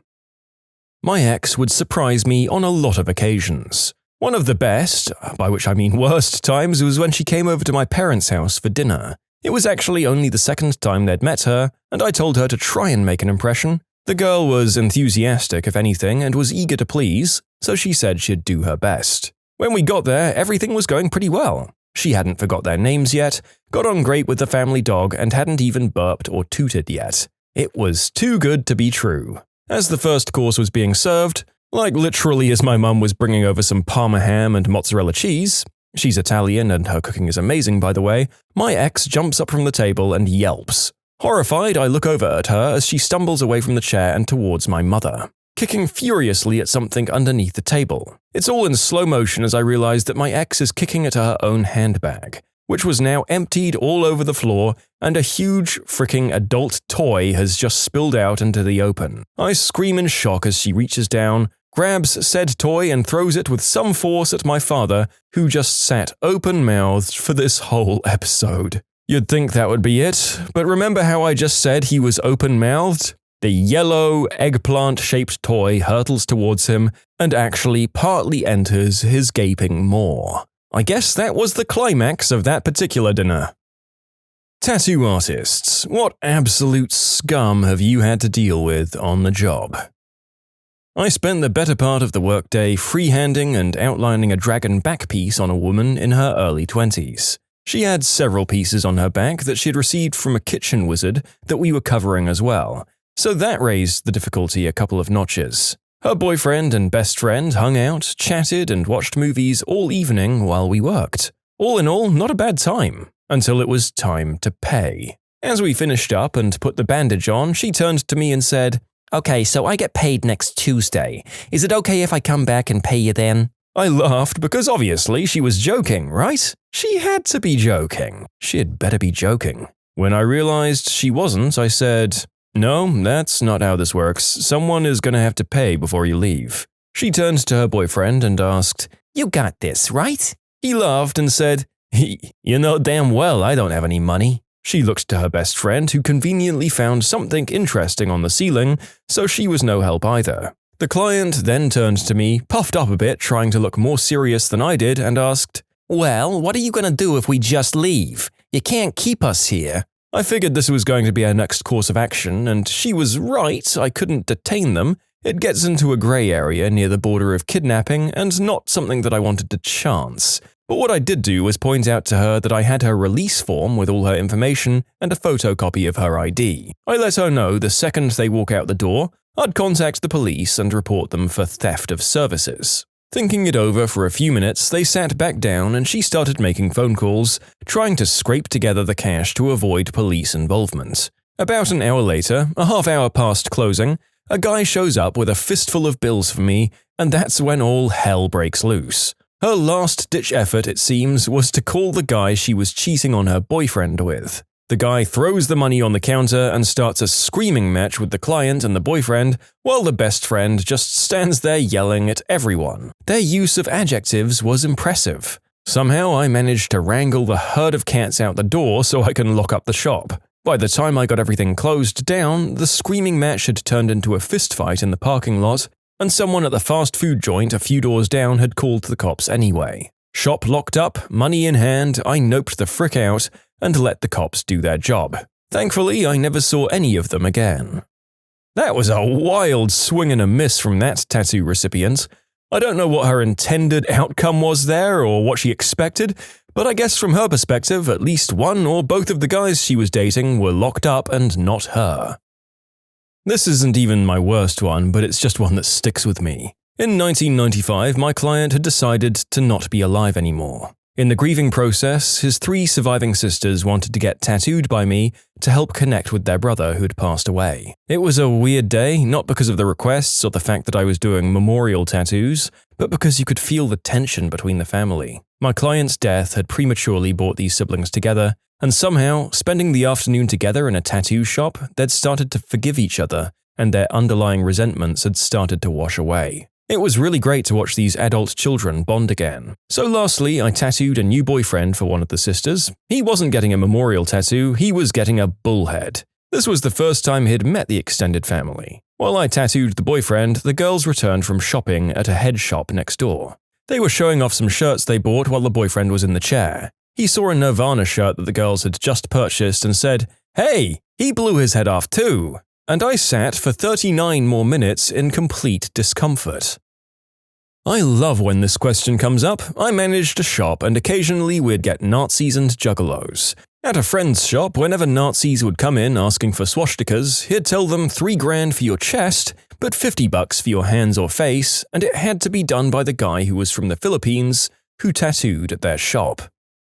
Not an artist, but I spent a lot of time in shops. This one girl who came in to get an outline for this absolutely massive back piece, with wings or some stuff, the artist who's doing the piece keeps telling us how hot she is and how excited he is to do it. She comes in and she is gorgeous. She takes her shirt completely off and unhooks her bra. The artist shoots us all this creeper grin. Then he starts the first line. The girl starts full-on screaming. I've never heard anything like it. Just a continuous scream the entire time the needle is touching her skin. Then every 10 seconds she'd decide that she had had enough, without warning, and she'd try to wriggle away. Each time the guy would almost screw up his line and freak out. Cut to her crying and half undressed on the ground, with the artist screaming at her about how he's never going to be able to finish, and if she doesn't stop, he's kicking her out. He had barely finished a single feather. The girl promises to be better and lays down. The guy starts the tattoo thing again and is about to start when she lets out another scream. He hasn't even touched her yet. He slowly takes off the gloves, packs up his stuff, and tells the girl to get the frick out. I was in a shop with a friend who was getting some dumb nautical stars tattooed around his elbow. He was standing up and getting the stencils lined up properly, and he locked his knees out. He hadn't eaten anything at all and promptly passed out, smashing his forehead on the counter on his way down. He bled everywhere and then badmouthed the shop like crazy because he was embarrassed, because apparently it was their fault that he can't stand without nearly dying. We're not friends any longer. He was definitely that artist's worst client. I worked in a shop for nearly 10 years and only had to throw out a couple of people. This guy came in with his girlfriend and 16-year-old daughter. He decides on what he wants and runs to the gas station before getting started. While the artist was doing his thing, the guy would have his girlfriend bring in his drink for him so he could take a couple of sips. He was also talking about pimping her out after he got his tattoo because he wanted to recoup his costs. This seemed a little awkward with the teen right there, but whatever. By the way, tattoo artists aren't therapists, and they usually aren't degenerate hedonists who revel in your debauchery either. We judge you just as much as any other stranger you might greet, but we don't say anything because you've given us money and we want our product to look good. So he's working on plans to pimp out his girlfriend and keeps sipping on his drink every few minutes. About halfway through, he starts saying the tattoo doesn't look right. The artist explains that it's because it isn't finished. This guy becomes more belligerent and it hits me that he isn't just drinking soda, so I tell her she can't take him any more drinks. The artist is really angry now but just wants to finish the piece, and the guy is getting more angry each time I remind him he isn't getting more to drink while he's in our shop. Finally, with a half-finished tattoo, he decides to let us know he's gonna kick all of our butts. I think he went for his drink first because he walked into the lobby area and was looking around while I grabbed the whomping stick and helped the artist run him out and lock the door. The guy is outside yelling while the artist is on the phone with the cops. The girlfriend is saying she feels like we're kidnapping her, and the teen is obviously very embarrassed and occasionally mumbling that everyone is stupid. We explain to the girlfriend that she can leave, but the guy isn't coming back in without getting his wig split, so we let her out when the guy had wandered around a corner. I apologized to the teen on the way out for her unfortunate home life. This guy would occasionally call to let us know he was going to come back and fill us all with lead, but after a few weeks he stopped. And that's my story. What a colorful and fascinating clientele. I'm certain that the vast majority of people who get tattoos have never done anything illegal, by the way, so don't let this video color your perceptions. We did ask them to submit their worst customers, and they sure are supplying. Years ago, when I tattooed, the shop I worked at Friday night closed at 2 a.m. A man comes in with some friends around midnight and one woman. The guy is hanging all over this woman, and most are pretty tipsy, if not drunk, nothing new for a late Friday night. The guy wants a tattoo with the woman's name, Brandy, on his eggplant. We all say no, He's pretty adamant he's not leaving without getting that tattoo. The shop owner's son says he'll do it, double the cost, flat rate of $125. The guy agrees. He gets his tattoo, the woman loves it, and they leave. Next morning, get to the shop around 10 a.m. to open up and start cleaning the place. The guy from the last night is outside pacing in front of the shop. We walk up and he starts telling us how badly he needs us to cover that tattoo up. We tell him we can't, the location is too sensitive and it would need to heal before we do anything or it'll look like ground beef. He doesn't care. He needs it done ASAP. Why? The guy was getting married later that day, and the girl from the night before, the one whose name was on his junk, was a stripper for his bachelor party. We use Vaseline to help the needle glide over the skin and to stop the ink from spreading over the stencil and surface of the skin. I keep the Vaseline on the back of my left hand while I tattoo with my right. Client reaches across, dabs her own goddamn motherfrickin' finger in my Vaseline, and then proceeds to moisturize her lips. I was too stunned to say anything other than to look up and slowly shake my head, while in the calmest of voices saying, "No, we don't do that." So I was doing some after-hours work for trade on this dude on his wife. I gave them half sleeves in return for a handful of pistols and rifles. They transferred the ownership ahead of time legally because Canada. So I've already got the items and can't back out. The first sit, the guy is a total whiner. Like constantly moving and complaining, he wants a smoke break every 15 minutes, so it's a little unsurprising when he asks if he can take some Ativan, which is an anti-anxiety medication, for next time. Thinking that he meant like 1 to 2 pills and having never heard of anyone going overboard on them before, I said sure. My mistake. The second sit, the wife drops him off and he takes like 5 or 6 pills, then another 5 or 6 pills right before we start. It's about this time that I recommend maybe he should go a little lighter. Nope, the guy just keeps popping them like candy until he's basically a zombie. We take a break and he hobbles and shuffles to the bathroom, comes back with his pants half off and spattered with wee-wee stains. Then he goes to take more pills and drops the canister, scattering them everywhere, and I get to watch while he picks them up in slow motion, slobber speaking, I'm sorry man, please don't hate me. I'm well past the point where I would have kicked any other client out, but I still technically owe him several hours and just wanted to get it over with. So for some reason, we keep going. Eventually, he passes out, and after making sure he was breathing and okay, I just lean down on his arm to keep him still, and I plow on for another few hours while he drifts in and out of consciousness, asking me crap like if I want to go to a rub and tug with him. You ever been to a rub and tug? No man. It's a massage, and they give you a happy ending after. Yeah, I know. You want to go right now? No thanks. But it's great, man. They give you a happy ending after. I'll pass. Eventually, his wife comes by to pick him up. She's mortified and embarrassed, apologizing profusely. Apparently, they aren't together anymore, and I still tattoo her semi-regularly. You can submit your own stories to be featured here on the channel. The story submission link is in the description below. And if you want to listen to some vibey music in the background, check out easymode, also linked below, and subscribe. While getting my tattoo on my back, I had to take my shirt off. The tattoo artist wouldn't stop hitting on me. As the session was coming to an end, he said, "So I've got your number already. Would you mind if I call you?" I still had my shirt off. He was still tattooing my back, so if I said no, I was afraid he'd screw it up. So I said sure. I had to explain to my now husband why my tattoo artist wouldn't stop calling me. Another girl posted a negative review a month or so later saying the guy had hit on her while she was getting tattooed, she had said no, and he'd done a terrible job. I was getting the outlines of my sleeve finished when I noticed this average, normal-looking guy start twitching while being tattooed. The artist then became noticeably uncomfortable, and then about 5 minutes later, I crap you not, the guy went number 2 while getting his back piece. The reasoning was he was too scared to ask for the bathroom. He sat through the whole ordeal.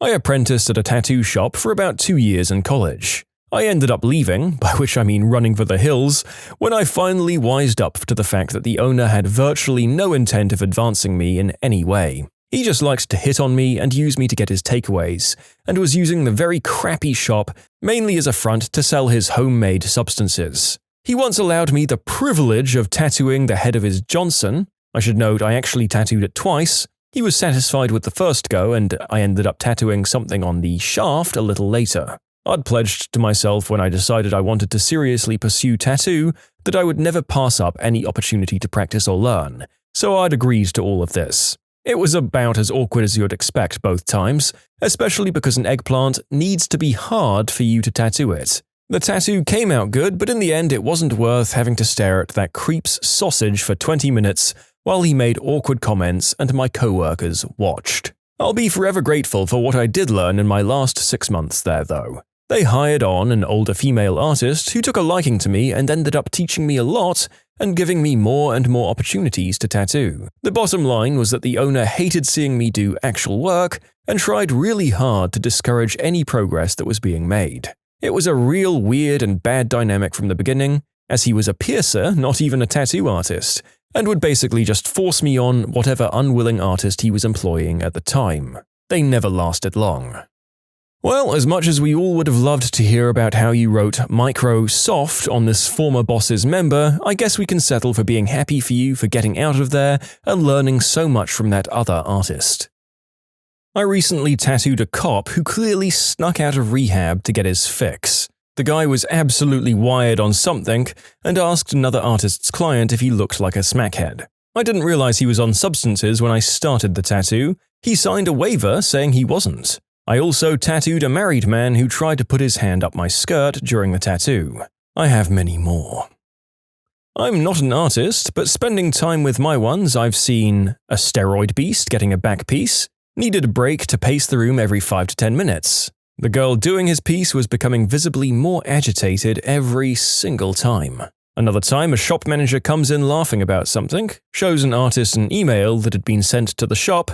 Would it be possible to book in again to make the lines in my tattoo a little thinner? Also, me and a guy that does mine having a smoke break halfway through. The shop being near a train station means we're in Junkie Central. A junkie proceeds to inquire if the shop does UV tattoos. No? Well, what if he brings his own ink? What if he offers to pay in booze and substances because he doesn't like handling money? The barter system is back, people.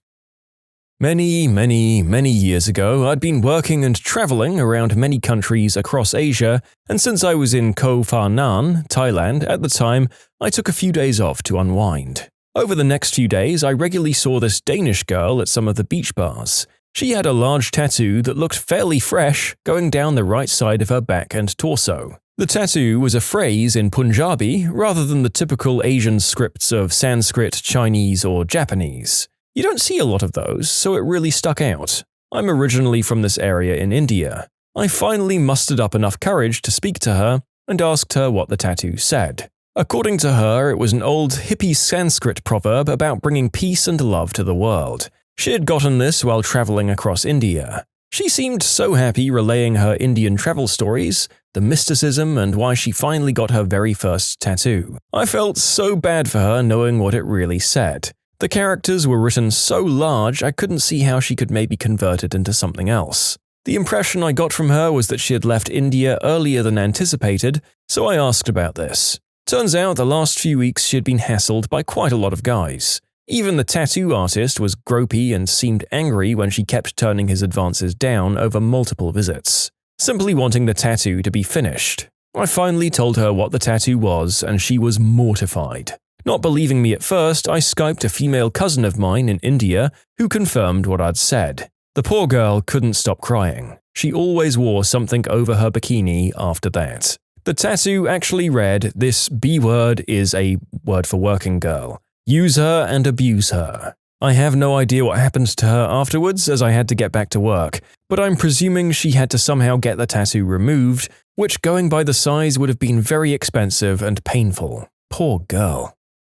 I used to have this client. Just thinking about her makes me angry. So we had a minimum price policy at the shop I was at back then. Anything that takes 45 minutes or less is $100.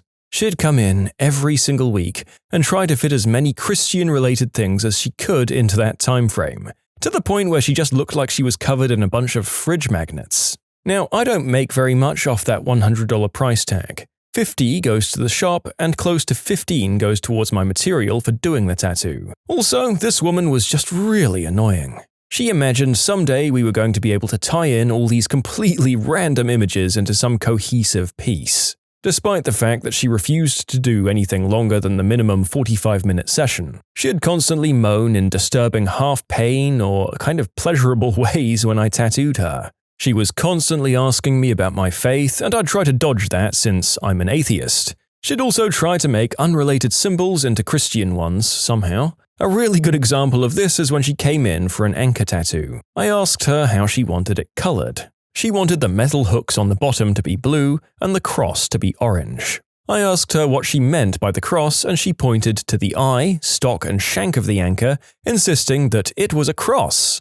I politely explained to her that those have nothing to do with Christianity and are simply engineering design functions. She insisted that the anchor is a Christian symbol because Christians were the first sailors. Oh my god. I was already at the point where I'd been getting sick of this lady. She had been coming in for months and generally being more trouble than she was worth every time. I did tattoos for her anyways because of money up till then. Luckily for me, it was at a time I started getting busier with good projects and clients that didn't want to nitpick every tiny detail of their already really simple tattoos. This lady would call and I wouldn't have time because she refused to do anything but walk-ins. Eventually, she started coming in to try and speak to me when I was busy with other clients, asking me why I couldn't just get her in between big 3- and 5-hour appointments. As if I don't need a break to eat lunch or have a cigarette. I politely explained this to her and that people who book ahead get preference since they put money down. Not only that, but myself and almost anyone in the industry prefers to do bigger projects rather than trying to cram as many tiny things in as possible into a 45-minute time period. Sure, we make $100 in 45 minutes, but it's $150 per hour when people are committing to come in for 3 to 5 hours, sometimes more, and that's a lot better for me. Eventually, I went on a trip to Thailand with my girlfriend for 4 months. She eventually started going to another artist in the shop who was better able to fit her in. It also helped that he was born deaf, so he didn't have to listen to her Christian rambling or the weird noises she'd make when getting tattooed. I've since moved shops and have a much better deal here and a much better commission as well. She came up in conversation once when I first started at this shop. Turns out she'd pulled the same sort of thing here years before and they stopped answering the phone when her name came up on call display, and everyone was always too busy when she had come in. I kind of feel bad for her. She always had the appearance of some sort of illness, and she quite possibly could have had a mental illness too. The really sad thing is that for the amount of money she spent in a year, she could have had most of her body done in something big and beautiful and still religious in meaning. Instead, she's got a bunch of crappy, albeit well-done, small tattoos all over her. What's the weirdest thing you've seen someone do to save a buck? I was working in a restaurant in Montreal and the staff decided to all have a picnic and a few beers together. We all pitched in to get steaks, salads, and drinks. I invited a friend that didn't work with us, and he showed up with a potato. Yep, 1 potato. He drank the beer, ate salad and steak. Oh, and he ate his potato too. Ugh. My brother had an old Fiat 127. The gas style hadn't worked for a while, so sometimes he'd run out of gas. One time he was with my young nephew when it happened again. They pushed it for like half a mile. Arriving at the gas station, he realized it was rather more expensive than another gas station further up the road, so they pushed it for another half mile. I mean, if he was really smart, he'd just push the car everywhere and never have to pay for gas. My mate lays out a certain number of sheets of toilet roll if you ask to use his loo. My grandmother, as she didn't own a computer, had to mail in all of her bill payments. 1 month, she didn't get her hot water bill, or it was delivered to someone else by accident. Whatever the cause, her next bill was for both that month and the previous month, and included a late fee that was less than the cost of a stamp.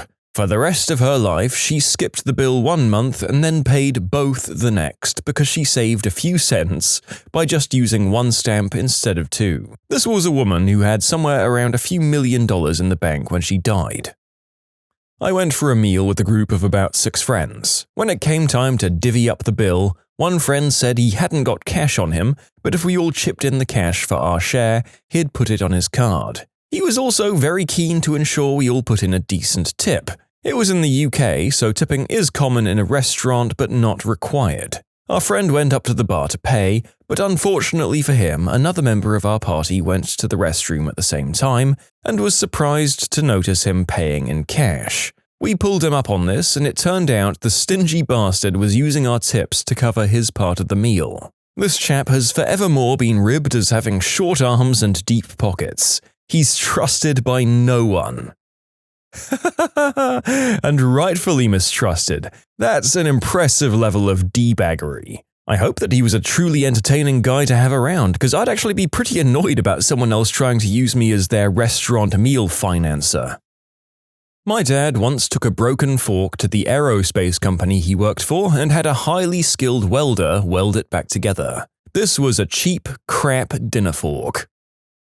I was at a friend's apartment about 5 years ago for a moving-in get-together for about 10 other people. Halfway through the party, I used the bathroom, and when I went to wash my hands, I noticed he had not got around to buying hand towels yet.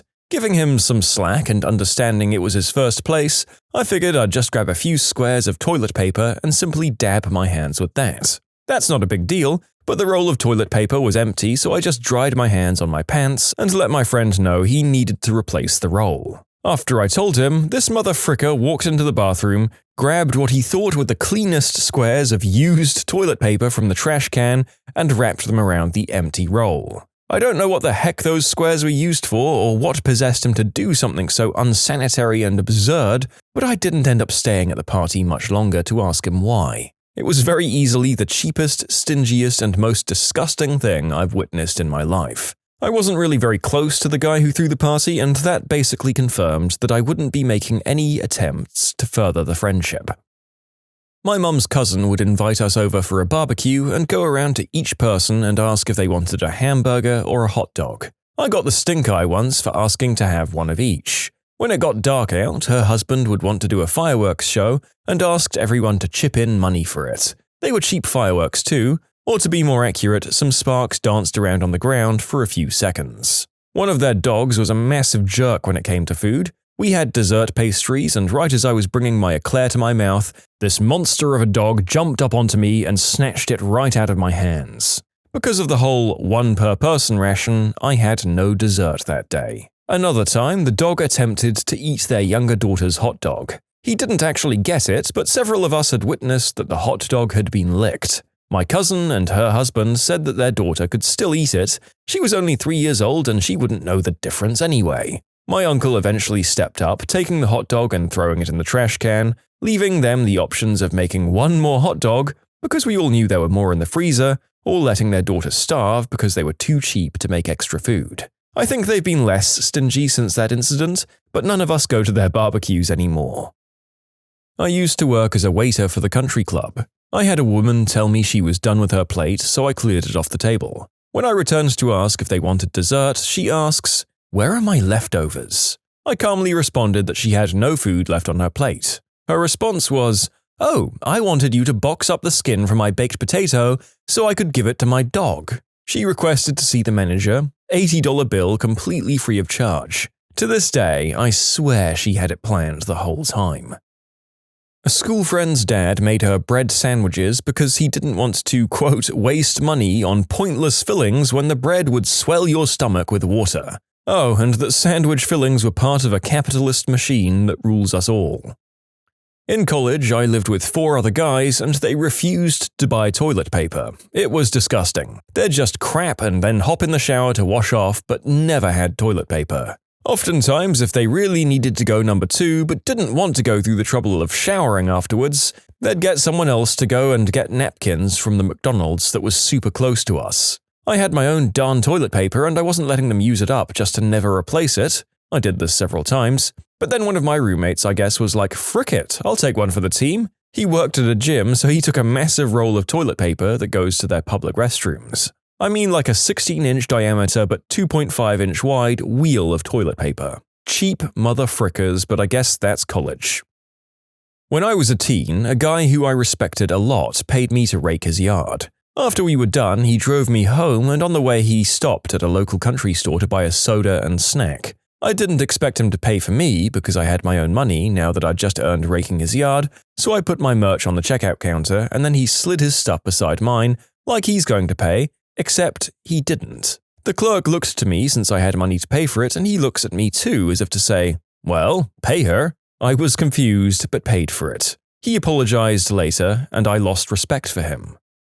My flatmate stole toilet paper from his office when it was his turn to buy. Only he stole one roll and thought that was the equivalent of the 16-pack the rest of us bought. Seriously, you don't have to buy that often, and it's like $2 to $3 for a 16-pack. Maybe he's embarrassed to buy toilet paper. Imagine the look on the cashier's face when he or she sees that you wipe your butt like an animal. I'm with your roomie on this one. I think all of us have had a flatmate this stingy in university. I think how hard we really judge him lies on whether he's older than his mid-20s. You should have had that behavior bullied right out of you by that point. Went out to dinner, the check came in. Let's say it was a total of $40 for 4 people. 3 of us put in $12 each for our parts and tips. The 4th person looked at the cash we put down, counted it, and put in $4. My friend's dad would abuse Walmart's return policy. He'd do things like get a gallon of milk, drink most of it, fill it back up with water, and take it back to exchange it.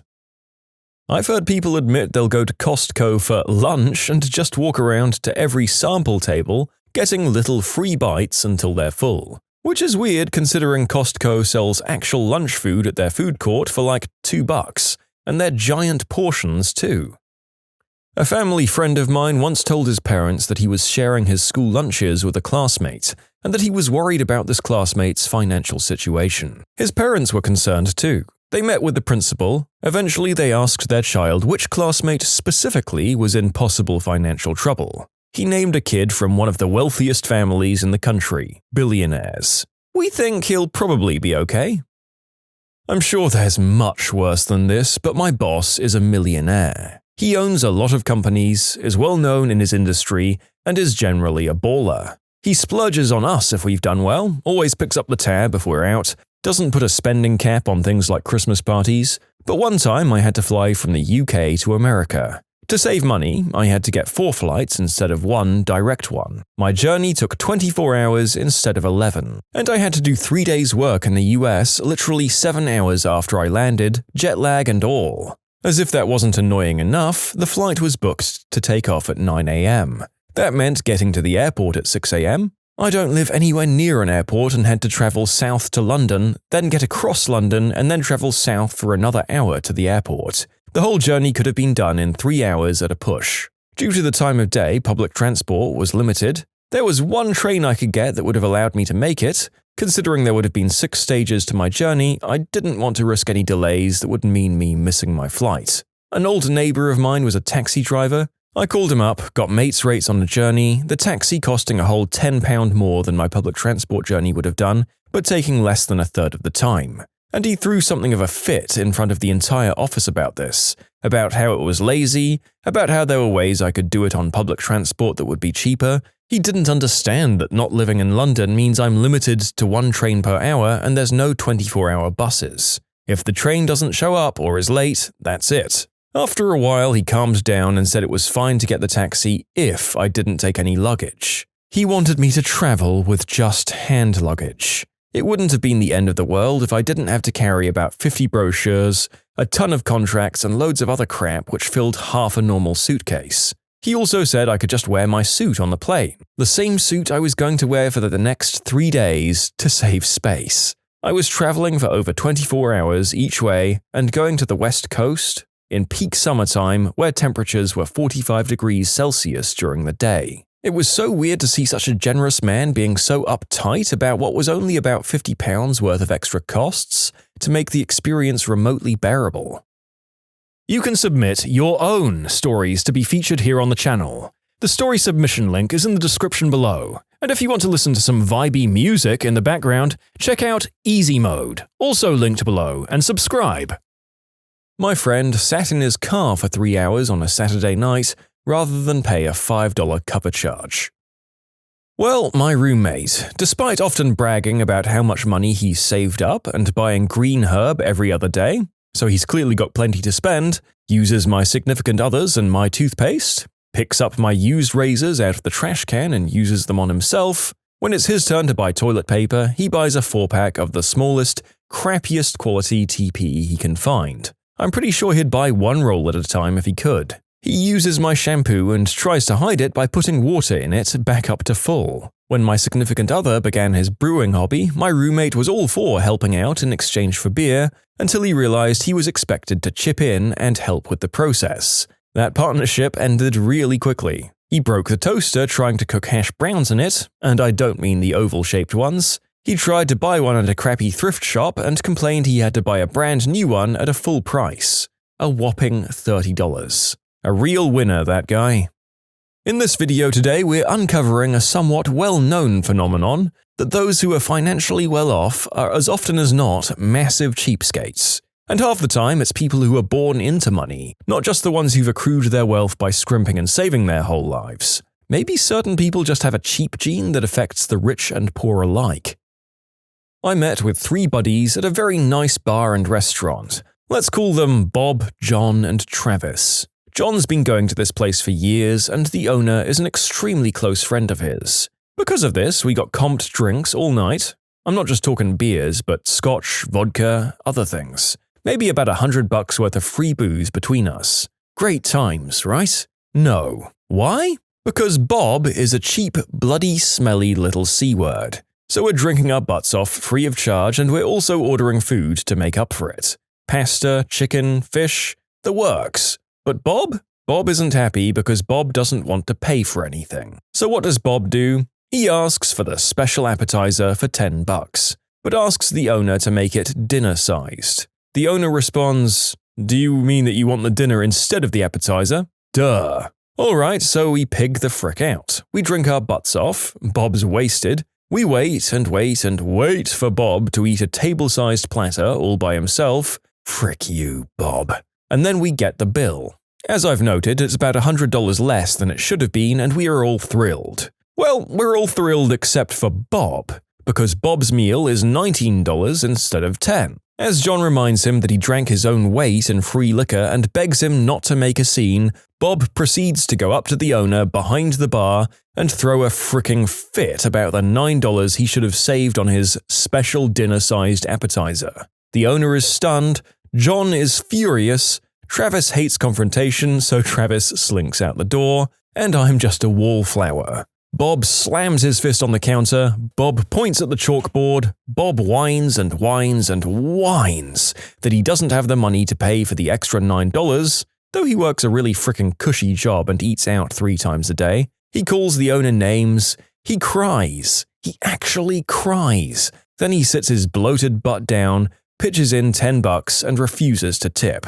And he smiles. The C-word is fricking smiling, and that set John off. John flips his crap, calls Bob every name in the book, and makes a go at me for trying to cover Bob just to get us the heck out of this place. He gets up on his chair. He throws handfuls of money in Bob's face like the guy is some fat, hairy Russian exotic dancer. Women are stunned, the owner is laughing, Travis is looking in the window, and I'm stuck with Bob as John finally pays the bill, tips his friend $100, and stomps outside, sending Travis flailing down the street. Bob looks at me, I look back at him, and his only reaction, "What a Jew, am I right?" I leave Bob at the table alone. We don't eat with Bob anymore. Let me walk you through all the fascinating financial specimens that are my family. 1. My great-grandmother apparently took a Ziploc to buffets and after eating would go back one last time, pile food on her plate, and then store it in the bag. She grew up during the Great Depression, though. I grew up with a really thrifty family, so I have more. We ended up going to a lot of events for free because my dad was super stingy, but he wanted our family to have fun even if we didn't have a lot of money to spend on entertainment. So 2. My dad randomly became friends with a woman we met at the movies. She had handfuls of free tickets to movies before they were widely released, just so the movie critics could watch a show with a full audience. We ended up seeing hundreds of movies for free, even though we had to get there early for good seats. These were the best types of showings too, because they held promotions and gave out free posters, t-shirts, and knickknacks. Saw a lot of good movies and some really bad ones. I still know we have a Pan's Labyrinth poster up in the attic somewhere. I think we have a shirt from The Dark Knight too. 3. Speaking about free events, my dad signed up for some Disney theme parks roster whenever they would film something at Disney World and needed extras. I think he knew about this from chatting with some random strangers who worked for Disney and befriending them as well. We'd go to film shoots and each person got a one-day ticket to any Disney theme park. This was the only way we could afford Disney for 4 people without a year-long pass. Unfortunately, Disney isn't as fun without money because you miss out on a lot of the food and souvenirs, but other than that, it was nice to attend for free. Speaking of food, we'd bring food from home to eat instead of eating there. Some film shoots were early in the morning and we could roam the park the same day before everyone else showed up, so we were the first in line for everything. It was pretty nice. And 4, my dad has this strange habit of befriending random strangers at events and them having extra tickets to places. He'd also have friends that knew about free concerts and festivals everywhere in the state of Florida.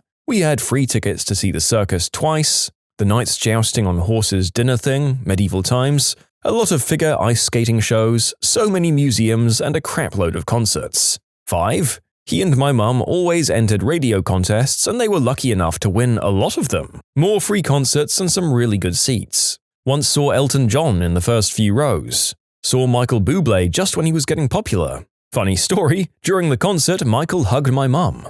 6, my dad would bid on eBay for vacations to timeshares on weeks the owners couldn't use instead of buying nights for hotels. We stayed in a nice cabin in rural Virginia for cheap. We stayed in a ritzy presidential suite in Washington, D.C. for dirt cheap as well. This was back when the internet wasn't as popular, so I'm not sure that these rental timeshares are still a thing now. I could go on, but overall my childhood was a lot of fun even if my parents were stingy. I feel like their stinginess really helped us go so many places as kids because they were driven to find all these free events because, in the end, it was really fun for them to do. Well, good on you for seeing the silver lining. And it seems like their stinginess might have been your parents' thing as a couple. It seems like they thrived doing it together. Just goes to show there's someone for everyone. My father gets free boxes at the post office. Free as in you're supposed to fill it, bring it back and pay to ship it. He skips that part and just takes the priority mailboxes home with him. Didn't know about this routine until around Valentine's Day when we were running errands and he said he had to stop to get a free gift box for my mum. Sometimes he'll grab a couple of the cushy bubble envelopes to roll up and use as filler to keep the gift safe. My mum is the opposite. She always buys boxes, wrap, tissue paper, ribbons and tags, so at least one of them supports the gift decor industry. Sorry, USPS. So I work at a grocery store and every year we have a donation competition for muscular dystrophy. We have people sign and buy shamrocks that go on the walls and we have a small cup for change donations. One day a lady comes in, very rude, resting witch face. Everything's a problem, you get it. So as I was checking her out, she digs through her wallet looking for a $100 bill, and the order was $53.59. She found the bill, and instead of taking change, she goes, "Looks like there's 59 cents in here," and digs 59 cents from the donation cup. I wanted to say something, but she would have made a scene. Instead, I just threw $1 into the cup. Bought a cheap imitation cell phone case that looked like one from OtterBox, destroyed it, and went to the OtterBox shop to get a replacement. There's a big fishing tournament every summer near me, and the people that set it up go to Home Depot and buy like $2,000 worth of flowers and then just return them after the event. Worked at Wendy's one summer when I was in high school. This one guy would come in and order a large size of fries. He'd dump half of the fries into the bag and come back and say that he wanted fresh fries and that these ones tasted too stale. I only caught what he was doing because I'd noticed that one of the times he complained, the fries had just come out of the fryer.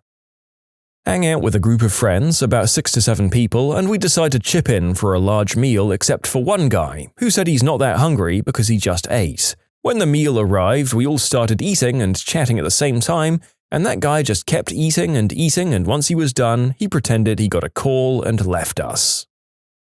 My friend went to stay with a new boyfriend who she'd met on eHarmony. They'd met a few times before, talked on the phone loads, and hadn't spent that much time together. On her first night there, he poured them each a glass of red wine. She was exhausted and only drank half of her glass before she was ready to go to bed. He put the glass with the remaining wine in the refrigerator. The next morning with breakfast, he pulled the glass out of the fridge. She didn't touch it. Again, he put it back in the refrigerator. Again, that night for dinner, he pulled the glass out and ended up putting it back in the refrigerator. At this point, she wasn't drinking it on principle. The next night, they went to a function at a hotel. She did drink a glass of wine there, and he tipped $1 to the bartender. When they got home, he pulled up QuickBooks and entered the $1 into his budget. She left the next day. Yep, he pulled out the glass of wine as she was packing to go. She finally snatched the glass and downed it in one giant gulp. She said it was disgusting. That was the last time they ever saw each other. What is the most WTF random thing that someone you know does for a job? My uncle used to work in a psych ward as a security guy. He did the overnights, and his supervisor told him, "You sleep your shift away, and if something happens that wakes you up, you get me ASAP." He basically got paid to sleep for 8 hours. I had a job at a soda company. My job was to monitor the defect bins. Cans came off the line, dented, half full, and were automatically kicked into separate bins. My job was to open the cans, pour the soda on the floor, and throw away the can. I was a soda pourer. I'm friends with someone that's a personal assistant for the wife of a CEO of a company. The company employs her, and she's the assistant to the wife who doesn't work for the company. The lady doesn't work, but apparently needs someone to do minor, normal tasks for her and drive her around. She's on call for her 24/7, but has never received a call after 9 p.m. in the last 4 years. She does maybe 3 hours of actual work each day and then hangs out with the lady for the rest of the time. They let her use their Miami Beach condo for 2 weeks of a year for free as well. I'm glad she knows how lucky this job is, otherwise it would annoy me a whole lot more. I work at a local science center playing a character called Indiana Bones. I get paid to dress up, talk to kids about dinosaurs, and play make-believe in front of a pre-recorded video. I know a guy who works for some branch of the Louisiana government. His job is literally to drive around the marshes in a boat and destroy an invasive species of cactus. He developed his own method of doing this, which entails him seeing the cactus, using a compound bow to tag said cactus, and then torching it with a blowtorch. He's tried a few times to convince his boss to buy him a flamethrower so he doesn't have to leave the boat, but so far he's been unsuccessful in that. My brother-in-law is a professional jouster. He works for a company that travels to Renaissance fairs, and he owns his own custom suit of armor. I mean, that's an awesome job. I have to hope that he actually has health insurance for it though, and doesn't just do it on a contract basis, because that career has a high likelihood of horrific life-changing injury even today. Still, very, very cool. A buddy of mine got paid to do minor inspection and take readings at remote cell towers and repeaters in the mountains in Colorado, Wyoming, and New Mexico. They provided a pretty awesome monster of a truck for him, maps, GPS coordinates, and the contact for who owns the land they're leasing from. He then makes his way up however he can. In his words, "I basically just make sure it's still there."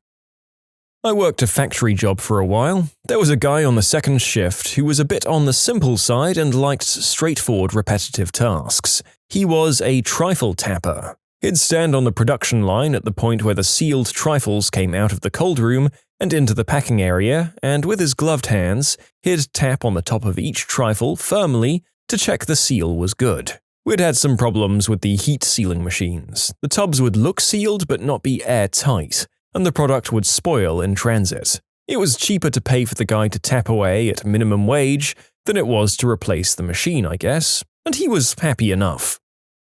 I worked with a guy who hosted a adult content website. All of the videos are just attractive women getting slime poured on top of them. They're even wearing clothes while this happens. He'd take vacations and film different aspiring models doing this. He pulls in about $5,000 a month just for doing this.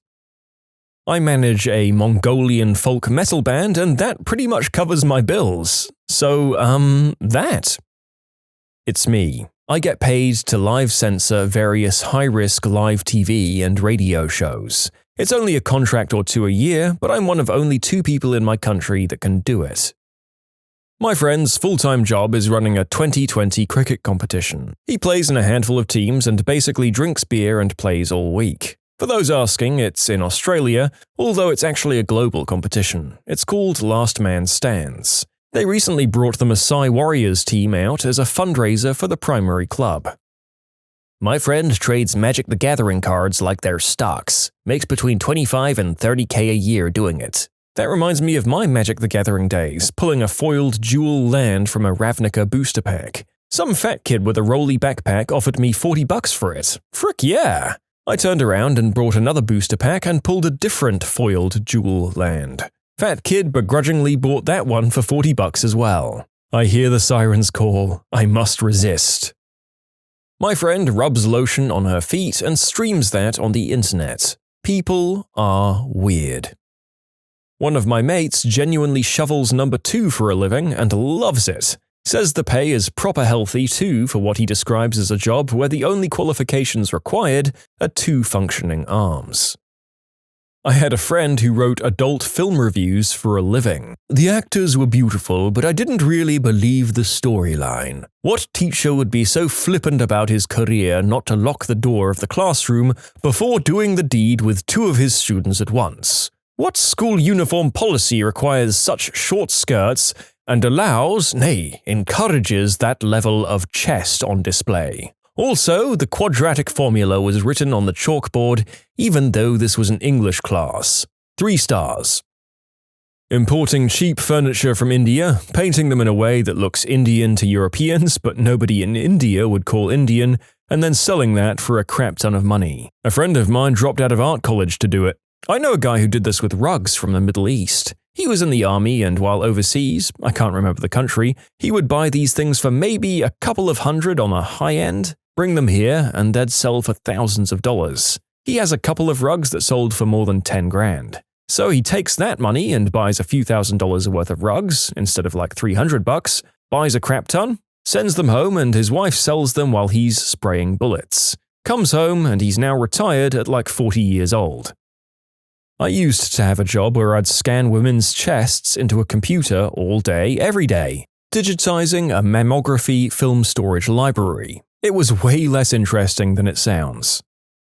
I used to have a friend who wrote the funny comments between TV shows telling people what's coming up next for a particular channel. For example, and up next it's going to be a whale of a night in Extreme Fishing Live, or whatever. He makes more money than I currently do. I guess I should have done a creative writing degree like him. Just to clarify, it's an extremely difficult and creative job and one that I absolutely couldn't do. My kindergarten hired several ladies to wait at the restroom and wipe off kids' mess after they went number 2. That's their only job, nothing else. My buddy has his own startup called Cyrano. He ghostwrites personal ads, responses, and texts for lonely guys. For his premium package, he'll feed you lines into your Bluetooth earpiece while you're out on an actual date. The narrator doesn't think that any lines that this gentleman could feed you could possibly overcome the weirdness of wearing a damn Bluetooth headset during a date, let alone the delays while you listen to his script. But hey, apparently people are willing to pay for this, so what do I know?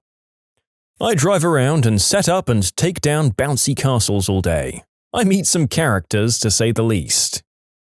My job, I think, is pretty ridiculous. I look over and take care of around 70 sled dogs.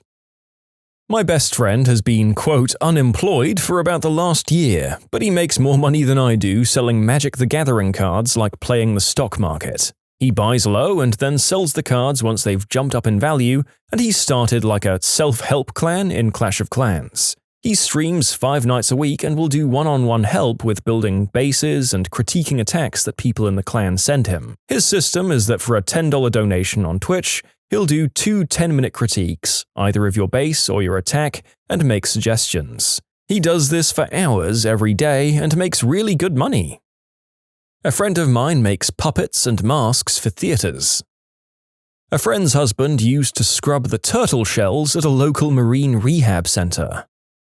It's certainly not super ridiculous, but I found out a guy I play hockey with makes his living from buying things from the LL Bean, the North Face, Patagonia, all these outlets, and marking them up on eBay and selling them to people in countries where these brands just aren't available in retail. I imagine this is fairly common, it just seems like a ridiculous job. A day of work just consists of going shopping, listing things on eBay, dealing with PayPal transactions and other customer service matters, and dropping things off at the UPS store. Somewhere out there is a person who's paid to eat good food and to drink good wine and write about how good the food is. And guess what? They put it on their blogs with a crap ton of pictures and vague comments like, "The steak was rich and flavorful," or "The ramen was rich and flavorful," or "I love how the pesto was rich and flavorful." You know, as someone who's currently looking for a job, hearing about these other things is incredibly frustrating. I'm a rocket scientist. You'd think all the jokes would get old. Well, you're goddamn right. Dethorning roses. I mean, every rose has its thorns, so it's good business to get into. I know someone who's basically employed because they have a beard. Essentially, he's a pretend barman in a museum bar. He's not allowed to serve drinks, but instead just tells people about the history of Shakespeare. The whole place is set up to look like it would in the 16th century, and he's described as a 16th century baron based on his appearance and fine beard, so he fits right in. You can submit your own stories to be featured here on the channel. The story submission link is in the description below, and if you want to listen to some vibey music in the background, check out easymode, also linked below, and subscribe. A friend of mine drives around the country buying cheap crap at thrift stores and selling them for a profit on Amazon. There's like this whole community that does it. A girl who I know, and yes, I know you're always looking at stuff like this on the internet, hi, once told me that as an odd job she used to translate adult flicks into Russian. I can't remember if it was the dialogue or just the titles, but she told me it was hard because Russian doesn't really do puns. One of my school friends literally ran away and joined the circus. She's a gymnast. Cow inseminator. Sometimes I go to places where a bunch of people are sitting in chairs all facing the same direction. I'll stand in front of them, sometimes with a microphone, and tell them stories about things that happened to me. Sometimes they laugh, and the guy who owns the chairs will give me incredibly small amounts of money. Before I was in stand-up, a lot of the other ridiculous jobs I've had happened while I was in the military. For a few years, I was stationed at Quantico, where they manufacture shiny new Marine officers. There were entire platoons full of lieutenants, and when they crap in the woods, one of the jobs enlisted men like me had to take turns doing was disposing of their number 2 with fire. The ground was frozen, so we constructed makeshift loos from old ammo crates and metal tubs, and when they were close to full, someone would dump kerosene into the tubs, light a match, and stir until it was nothing but ash. For some reason, they never put "stirring a flaming pot of officer number 2" on the recruiting posters. Another thing they did at Quantico was attend etiquette classes. These guys and girls would eventually have to hobnob with generals and congressmen, but surprisingly few of them knew about cloth napkins or which fork to use. There's even a huge banquet for each class with hundreds of tuxedo-clad guests, silver candelabras, and cigars. As a young corporal, it was my job to lead them through this maze of thank you cards and proper salutes. I wonder if any of them ever recognized me as the guy who stirred their turds. I have a friend who used to render and animate Minecraft adult flicks for $50 per finished minute of animation. It's weird and gross, but $100 is $100. My friend figures out why bombs, rockets, and tanks didn't work correctly. I recently met someone who introduced himself as a vegan philosopher. Not really sure what that means. Well, I think that there was a high likelihood that this particular person was unemployed, but I won't discount anything. Like for instance, this year we found out you can be a professor of breakdancing if you live in Australia, even if that position might not exist much longer due to current events. So you never know. My friend's brother is a fairly successful YouTuber. It's an odd job if you think about it, regardless of how used to it we are now. An old friend's dad made a huge amount of money reselling paper cups. I was invited to his beachfront property for a ride on his boat when he told me this. He apparently got brought in as an independent contractor, aka terrible commission-only gig, for a paper products company. He then turned around and landed a deal to supply every McDonald's franchise in 3 states with their cups. A few years later, he did the same thing for Wendy's. By the time his contract expired, he had made enough money to retire. A close friend of mine has recently told me they were drunkenly writing sci-fi on Reddit, and people started throwing money at them for it. It's nothing major, but it's growing into enough to cover their gas and coffee money. I didn't believe them, but I eventually searched their pseudonym author name, and they weren't lying, and it's actually not bad once you get past the first few chapters. I'm oddly proud of them. I know someone who makes a living mailing her wee-wee across the states for people to consume while they tickle their pickle.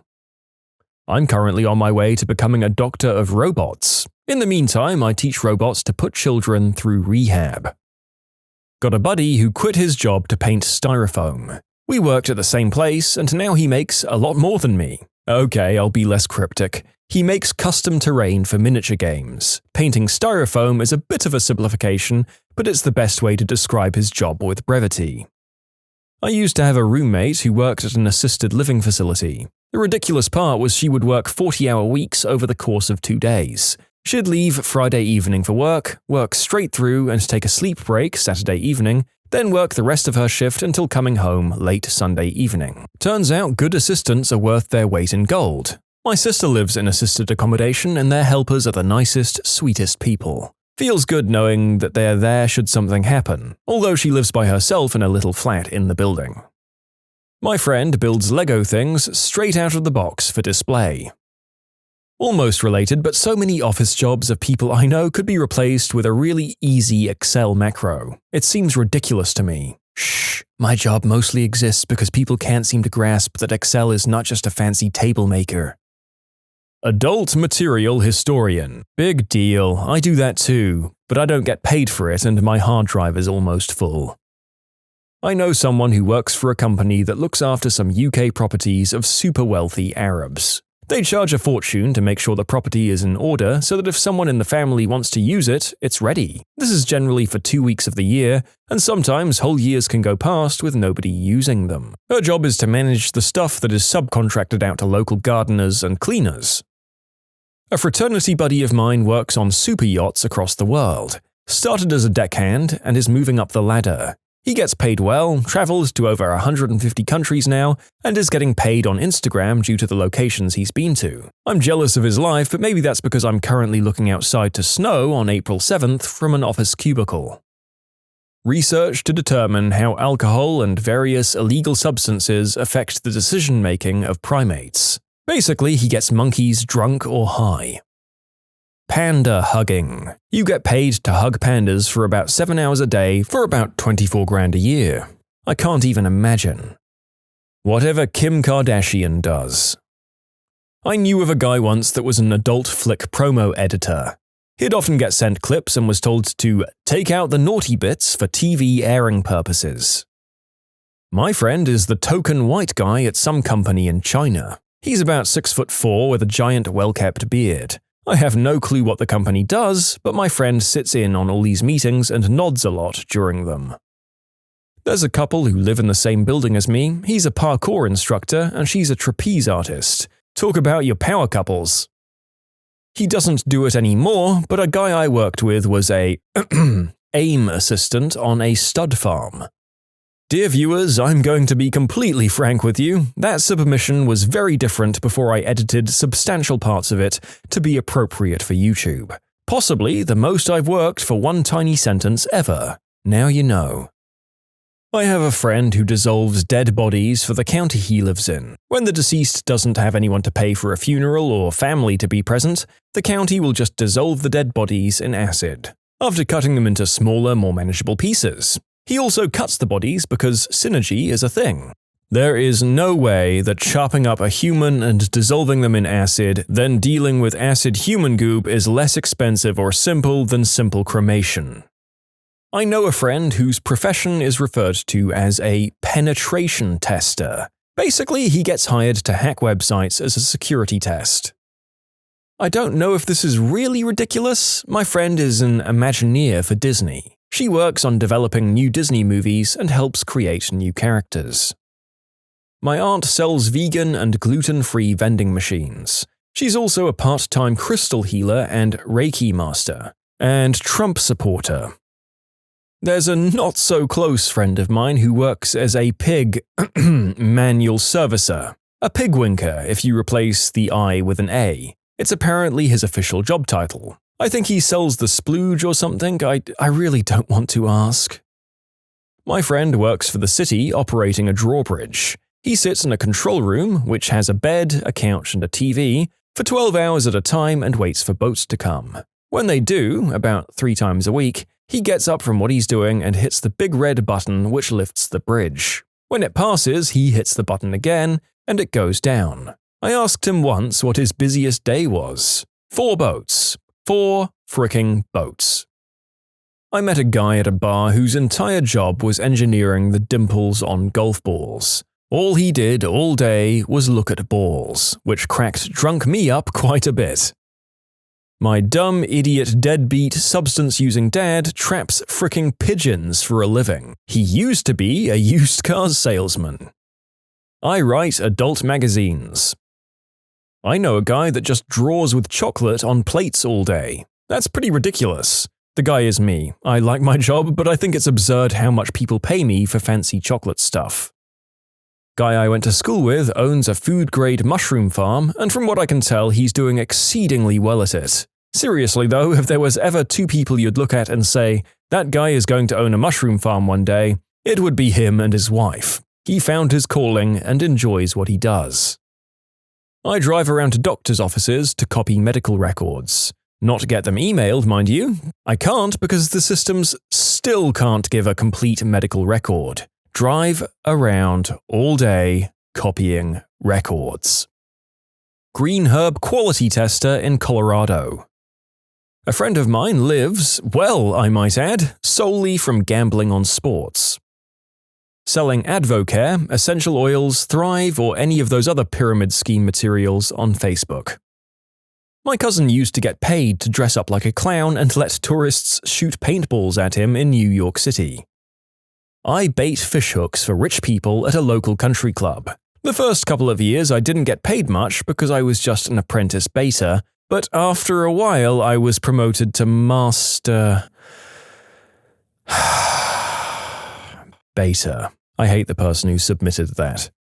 What public interaction made you want to rage quit the human race? I was seated in the back of a restaurant, which was pretty quiet. About halfway through my meal, an elderly couple sat in front of me. 10 minutes or so after they were seated, 2 men, in their early 20s maybe, sat down with them, obviously another couple. One of them was clearly the child of the elderly couple because, well, he called them Mum and Dad. Anyway, upon sitting down, the old people's kid introduced his boyfriend to them. Initially, the parents didn't know their kid was gay, from what I gather, because the dad became very angry and the mother actually started to cry. They said things like, "Where did we go wrong?" and "being gay is a sin." Things like I'd expect homophobic parents to say to their gay kid, but somehow I didn't really think they ever would. The guy's parents left in a storm and he started crying. Not bawling, but some tears. His boyfriend consoled him and whatnot, and they paid and left without finishing their meal. I, of course, stared because the dad was nearly shouting, which I don't feel bad about because it allowed me to give the dad an absolute look of disgust as he left. The whole thing ruined my day. I'm eating Sonic next time and staying in my homophobe-free car. I was a waitress when I was 18. I worked one Father's Day and this old man was seated in my section. He didn't order anything because he said he was waiting for his children. He was dressed real nice and had this big smile on his face. After about 15 minutes, I asked him if he wanted an appetizer or anything while he waited. He was looking less happy at this point and he said no, he'd just wait for his kids. I ended up talking to him quite a bit between taking care of other tables. He hadn't seen his children in over 25 years and they'd promised they'd be there that day. He waited for an hour and a half. They never showed. When he left, he was crying silently and hadn't eaten anything. I used to work at a wildlife company at the local mall. You know, rain sticks, statues, Yanni CDs. One day, a little boy came in wanting to buy his mum a present. He was around 7 or 8 years old, I'd say. The kid wanted to buy a present for his mum and had a handful of assorted bills and change. We counted his money to see how much he had, and I took him around the store and showed him different things he could afford to buy. As we were looking, he saw a coffee mug with a nature scene on it that he loved, but he didn't have quite enough money for it. He only had about $5 and some change. I told him to go ahead and get it, and I chipped in some of my own money to make up the difference. He left the store smiling. A little while later, this angry woman came dragging the kid back into the store. She slammed the mug on the counter and insisted on an immediate refund. I thought she was just mad because I helped the kid spend his money on something, But then after I gave her back the money, she grabbed the kid by the hand and dragged him quickly out of the store, fussing at him saying, "Why would you buy me something like that? I'd never use something like that." My heart broke a little. Oh man, I guess this is going to be one of those sad videos, isn't it? I guess I'd better steel my soul and resolve not to be like these people. For the record, most of our parents are wonderful about pretending to like the garbage we get them when we're small kids. I used to babysit a couple of kids, and their mum developed a big drinking problem. She kept vodka in a water bottle. A friend or relative or someone, I don't remember who, it was a long time ago, they went to grab her bottle from her, and the daughter, who was about 6, leapt to mum's defense, yelling at the friend, "You can't take it, that's mummy's special water. She needs it to make her feel better." That girl would be about 15 now, and I haven't seen her in years. But I can't help but wonder about how much she's worked out now about what was going on back then. I was eating in a Mexican restaurant and there was a family arguing next to me. The teenage daughter was crying while her father told her he'd always put his new wife, who was sitting next to him looking smug, before her. From what I heard, the poor girl had been kicked out of her home because she wasn't getting along with her stepmom. Ah, the old, "let's break the news in a restaurant, they won't make a scene" trick, famous for decades as a breakup method. It never works. I once saw 2 young groups of boys fundraising on 2 medians as cars passed. One was white, in some kind of sports team and scout uniform, and the other was black, I think with group t-shirts fundraising for sports uniforms. The white group was clearly making bank and the black one not doing well. I could see the black group leaders trying to hide their disgust and be optimistic, but it was awful. My car gave them $10 and they were really thankful for it, but it just wasn't enough to make up for having to stand there and experience the huge disparity. You could especially see some of the older kids who got it, looking like they wanted to give up. When I worked at GameStop, I was a lowly grunt organizing video games. Suddenly, this bigger lady with a cane came in with an opened Xbox 360, demanding a full cash refund even though the system was used, open, missing the game it should have come with, and some sauce was on the system.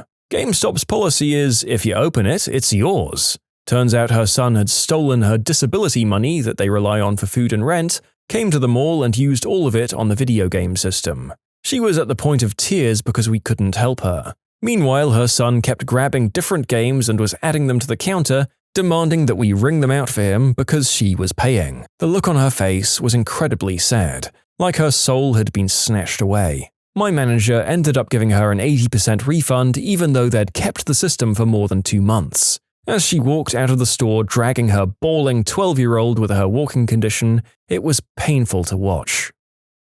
I was at Walmart a couple of years ago looking for something in the electronics department. Walked up to the checkout stand just as the cashier took a personal phone call. All of a sudden, she lets out this awful scream and just completely loses it, sobbing and crying. Everyone is standing there in shock. One of her coworkers came over to comfort her, and I went on my way. Turns out she just found out her husband died in an accident. To this day, that sticks in my mind as the saddest thing I've ever seen. A group of us went to a bar for lunch. The hostess seats us next to 2 well-dressed middle-aged men and a well-dressed middle-aged woman. The woman is sobbing. We all think they've just told her that someone's died and are quiet out of respect to her. After a couple of minutes of this awkward quiet with the sobbing woman, one of the men grabs her hand and says quite loudly, "Not everyone believes in Scientology, Jeannie." My whole table lost it. Our high school marching band got hired to perform a private parade through a neighborhood, ending with a concert at a man's house. I was a freshman at the time and I remember how we made our horn arc and played as the guy and his wife stood outside. The wife had her arms crossed and unsmiling, just glaring at us and him the entire time. We found out after that the guy had apparently cheated on her with the babysitter and was trying to make it up to her. I'm not sure how he thought a crappy marching band concert at 9 a.m. was going to make up for that. My mum told me about one time when we went out to McDonald's when I was little. A man had sat down with his meal at a table and left to get ketchup. A woman with her kids sat down at the table and she threw his uneaten meal away. The guy came back and just stared at the table where his food had been and walked away. The saddest part was that the man looked homeless. It was probably his only meal that day. I saw a young child run up to his dad, crying and trying to hug the dad and all. The dad just kicks him off and says, "Frick off, you little brat." I wanted to punch the dude for it. Neglect is horrid. Damn. As a non-violent man who's never started a physical altercation and has lost every fight he's ever been in, I have a very strong urge to punch this guy who I've never met. God damn, some people suck. One time sticks out in my mind. Once while attending a convention at a casino, I was leaving and I saw a woman dragging her young kid in tow. He was crying his eyes out and I heard him say, "Mommy, you're not supposed to gamble anymore or we won't be able to afford food," or something to that extent. Poor little kid even knew she had a problem.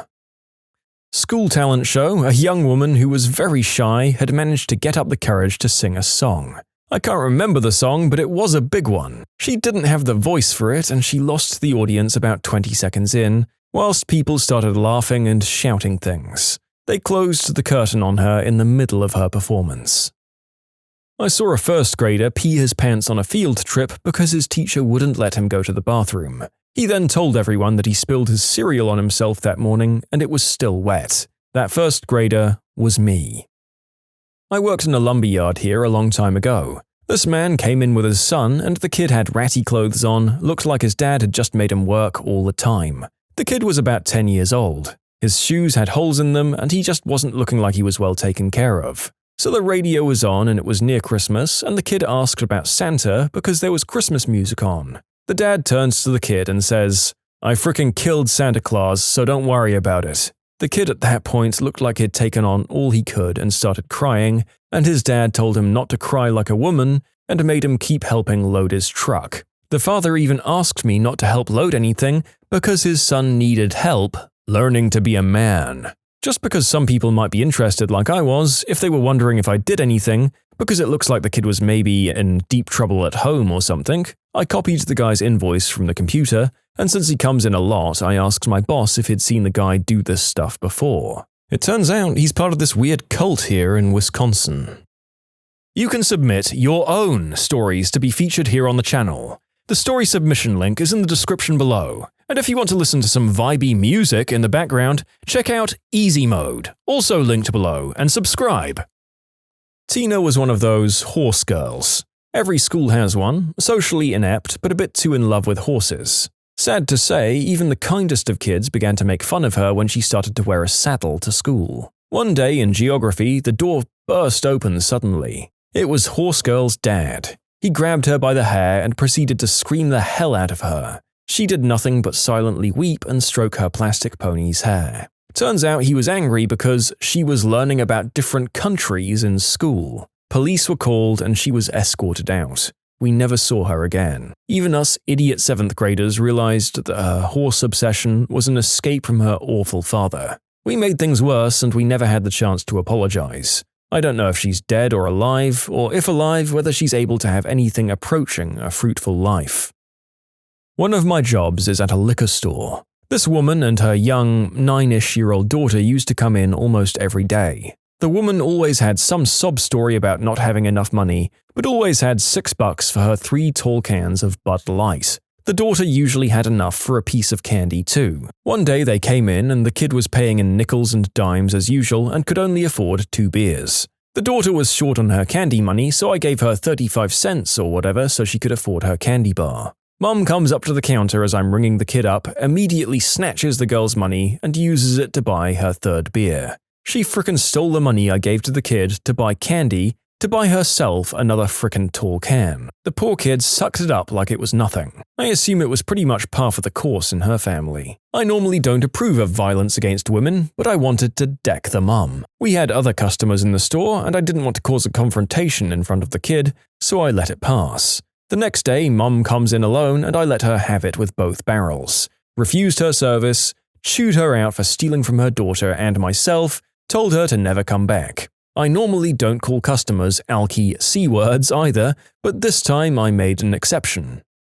My high school had mainstreamed special ed kids. Basically, 1 or 2 special ed kids would be in normal English or humanities classes, the theory being that they picked up some social skills and the other kids learned that special ed people aren't mythological punchlines. This translated to a lot of the special ed kids wandering around the campus at lunch, which was alright. They were all pretty high-functioning, so it wasn't like they ran around screaming or strangling rabbits. One kid in particular was about 6'3" and chubby, constantly wore short shorts and just sort of wandered around being friendly. Everyone knew him on sight, and one day I caught sight of this kid, and out of nowhere he yells, "He's not my son!" I took that to mean the kid was parroting something he'd overheard, probably his dad yelling at his mum, and I felt horrible. Then I told one of my friends this, and he said, "No, stupid, he's singing Billie Jean." And he was. Turns out he was tone deaf and he loved shouting Michael Jackson songs.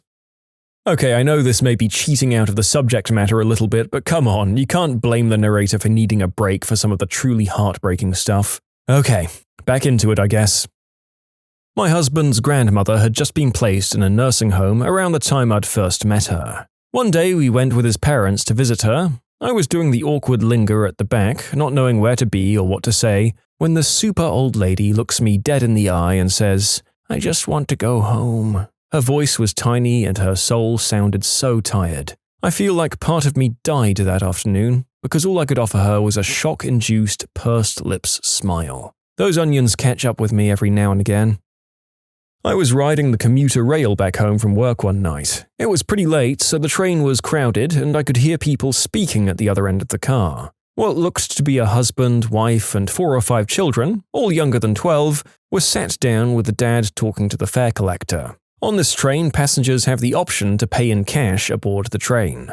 Well, it turns out this family didn't have enough cash to pay for all of the tickets. The father got into some sort of heated discussion with the fare collector, and the fare collector moved on to the next car. As soon as he left, the father starts ripping into one of his sons, who couldn't have been more than 10, for not making sure they had enough money for the tickets. Like he expected this kid to research ticket prices and make sure his parent had enough money. Truly ridiculous. I once saw a couple in their 40s or so walk out of a Kmart who were arguing about something. Both were loud, severely obese, smoking, and they appeared to have some mental disabilities. They sat down on a bench outside and continued to argue. After a few minutes, this old, crippled woman hobbled out of the store with a couple of grocery bags. She looked so weak, moving only a few inches with each step and barely able to lift her head. The couple got up, started walking with her, and it became clear that the couple were actually brother and sister, and the old lady was their mother. They kept arguing, saying things like, "I'm telling Ma, Ma, she hit me," just like children. The old woman didn't even have the energy to respond to them. I felt so bad for her. It looked like she'd been raising the same 6-year-olds for the past 40 years, never getting a break. Once on a camping trip, I saw a little boy running towards me. He yelled something like, "Help me! Somebody please help me!" He stopped when he saw me. His mother grabbed him shortly after that. When she dragged him away, he whispered something like, "Please don't hit me in my face this time." I told my mum, and she said it wasn't a big deal. I lost part of my childhood that day. I'm not really sure I can do this justice, but I'll try anyways. A female friend and I were waiting at this bus exchange a couple of summers ago, trying to get home from the beach. Basically, our route was sort of out of the way, so we were there for an hour waiting for it. We're sitting against this wall when this guy and this girl walk up to the stop, smiling and holding hands, looking like the perfect high school couple. I remarked how nice that was to my friend, and she's like, "Nah, that girl isn't happy. You can tell by her smile. Something's bugging her." And almost on cue, the girl looks down at her feet and says something really quiet, and the guy immediately zones out into traffic. Uh-oh. He mumbles something, and they had a good minute of silence.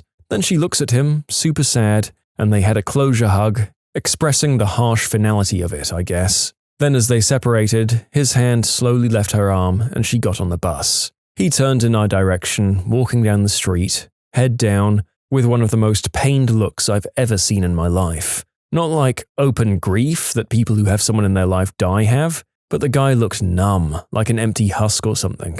Meanwhile, the girl turns back as she's boarding the bus with this expression of regret and sadness and continues staring at him as the bus drives past him. So after we watched this in silent awe, I turned to my friend and said, "Did we just watch a real-world movie breakup?" Like 5 minutes later, our bus gets there, and as we're driving down the road, we see the same kid again, wiping away his tears. This actually happened to me the summer before my senior year of high school. I had a tutor coming to my house for a 3-week period because I was taking some AP classes next year and wanted to make sure I wouldn't be lost in class. So it's the second to last day of my tutoring, and as we're on the deck at my house going through problems, I hear my parents arguing. They always had stupid arguments about nonsense, so I didn't think anything of it right away. A few minutes later, my mum storms out the back door in tears saying, "I can't do this anymore." My father, an alcoholic, walks out behind her still carrying the argument and just sounded like a jerk. They continue to yell and scream about whatever it was, and finally my mum just leaves. This whole time I'm just sitting there, 17 years old, on my way to play college football after my senior year, and I just watched my mum leave my dad, my 4 younger siblings, and myself right in front of my tutor. She was an older woman, and I could tell she felt absolutely horrible for my siblings and I. It wasn't exactly in public, but I was so embarrassed that she had been there to see all of this happen. In short, my parents split up while I had a tutor helping me at my house the summer prior to senior year. I haven't seen my mum since. Happy Mother's Day, I guess. I grew up in a western state where raising animals for 4-H is common. Obviously, you end up spending about a week at the state fair before you auction the animals off. My friends and I would get bored, and once we rigged up this giant fake spider that we won on the midway to drop from the rafters of the animal barn. We were probably about 13 or 14 years old. We dropped it in front of this rather macho-looking 30-something-year-old guy walking with his girlfriend, and the dude flipped. He screamed like a 13-year-old girl, knocked his hat and Oakleys off his head, and nearly crapped his pants. After he realized it was fake, the embarrassment set in like an out-of-control train. He started yelling at us and threatening to kill us. His girlfriend was laughing hysterically and complimenting us on our brilliant prank. He then started threatening her. Fortunately, there were plenty of people around, and soon enough the fair security arrived and hauled him off. At first we felt bad, but then we realized this guy obviously had anger issues that the girlfriend was unaware of, otherwise I doubt she would have laughed. My guess is she would have been afraid, and we perhaps ended up saving her from years of bad treatment. To this day, I'm proud of my accomplishment. It was the best prank of my life. Did something that seemed like garbage turn out to be your best investment? I bought a 2001 Subaru Forester with 250,000 miles for $2,000, and that little box of crap has yet to ever let me down for the past 2 years. I just drove it back and forth from LA to Phoenix with no problems other than a small oil leak. I do all of my own maintenance on it, and I plan on replacing its engine in the next couple of months, due to the fact that a new EJ251 isn't too much money. I bought a jailbroken Fire Stick last year for $100. 12 months later, I've cut out my DirecTV and I strictly just use the Fire Stick. That thing has saved me close to $1,000 so far. When I was about 10 years old, my parents and I were in our backyard clearing out a ton of scrubs that had gotten out of hand. I had trouble focusing because our next-door neighbor had this really adorable puppy, and all I wanted to do was play with him. We found out that they were actually going to take him to an animal shelter because their son was not taking care of him like he had promised. I decided to ask my parents if maybe we could get him instead. I was an only child and never really had anyone to play with unless a friend would come over, and the thought of having a puppy to play with whenever I wanted to was great. My parents agreed, and our neighbors offered to sell him to us for $20, which is really cheap for a dog when you think about it.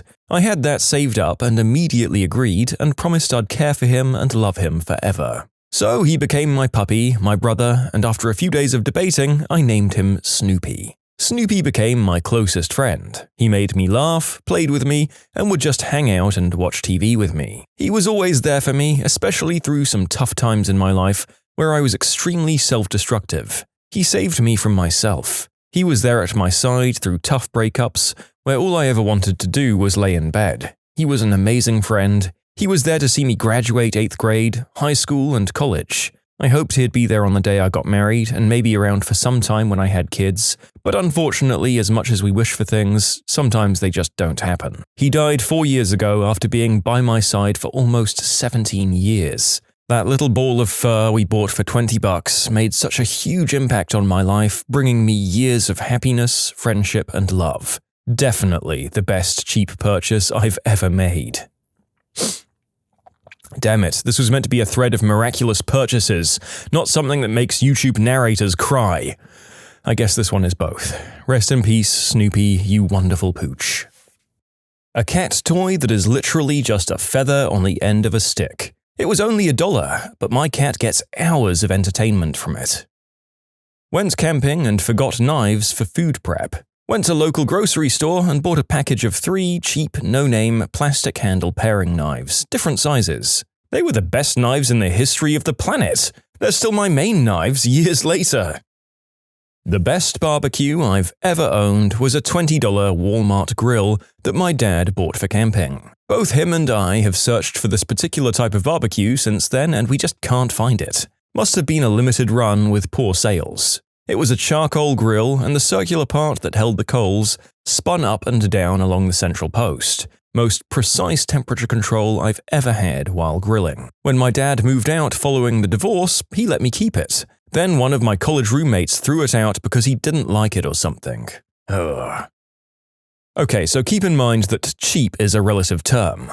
In the town where I live, there's a slightly sketchy area. It's not bad, but it's not nice either. There's a pub around the corner and all the buildings are dirty. There are some council flats nearby. And then there's my flat. An elderly lady had lived in it before and she had moved into a nursing home. The flat went up for sale. A few people came to the viewings, and of the people who did, nobody wanted to show it the TLC that it sorely needed. It was built in the 1970s and has been refurbished once in the early 90s. Done details are still original, like the fuse box which sometimes has fireworks inside of it.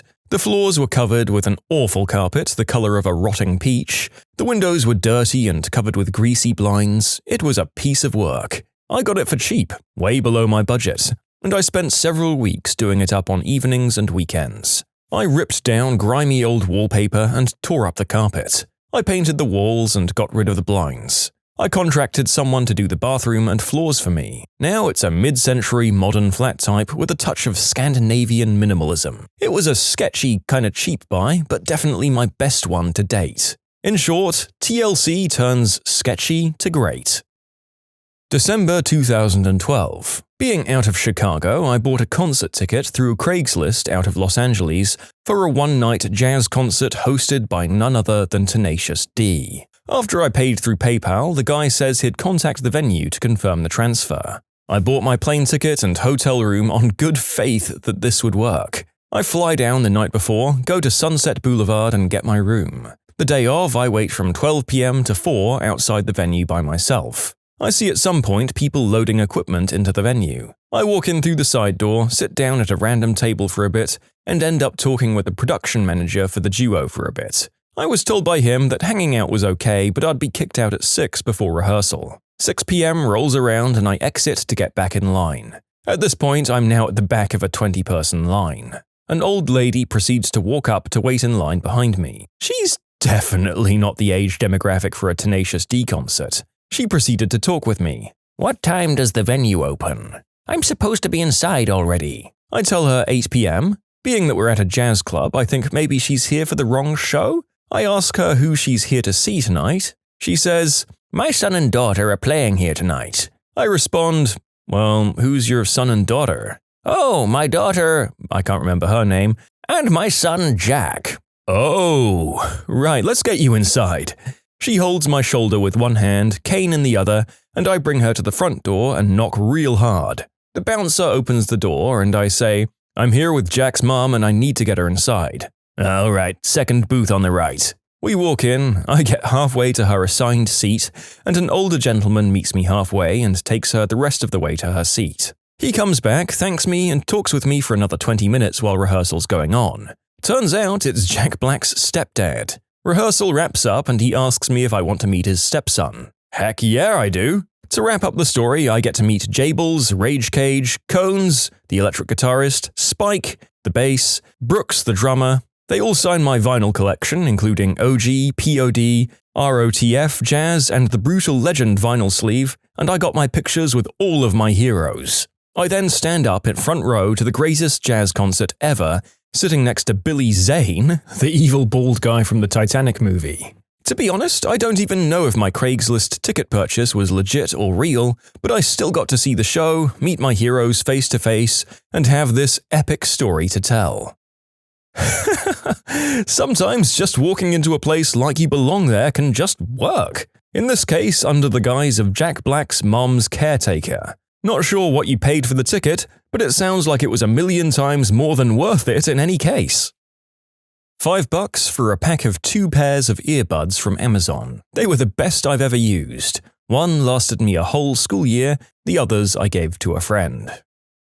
I bought plane tickets from Pittsburgh to Dublin, Ireland from a sketchy site. It involved 3 layovers and 2 airlines. The company had 1 to 2 star reviews on every website I went to, and I didn't find a single positive review, but I bought the ticket anyway. After 20 hours, 4 flights, and a really sketchy layover in Portugal, I'd flown across the Atlantic with no problem for $200.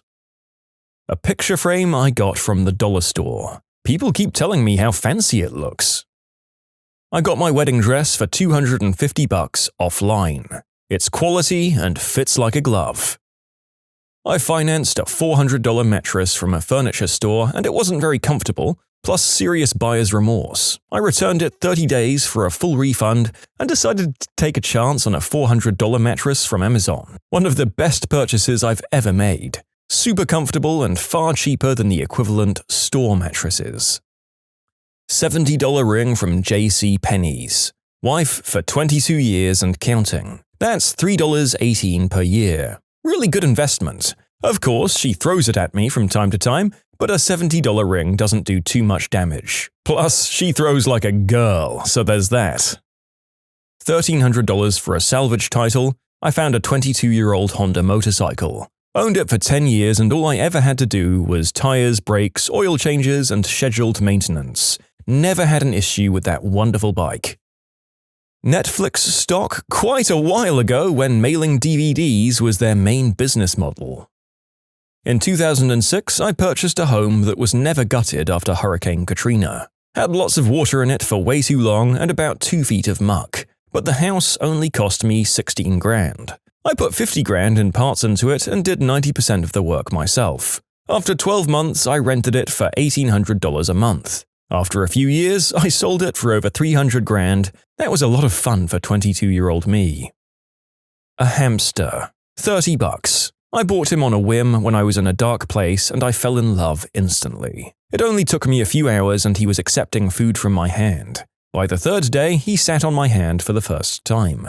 When I entered the room, he'd wake up, wobble out of his hut, and hop up and down on the terrarium's glass front until I interacted with him. He loved my cats as well. When they sat around or on top of his terrarium, he'd hop up and down and stand against the glass to check them out. Whenever I changed his environment, he ran around and checked out every nook. He really loved toilet paper rolls and the flower pot that I'd fill with a soft plant that he'd nibble on. My dwarf hamster, Carl the Great, lived for 2.5 years and spread love wherever he hopped and wobbled.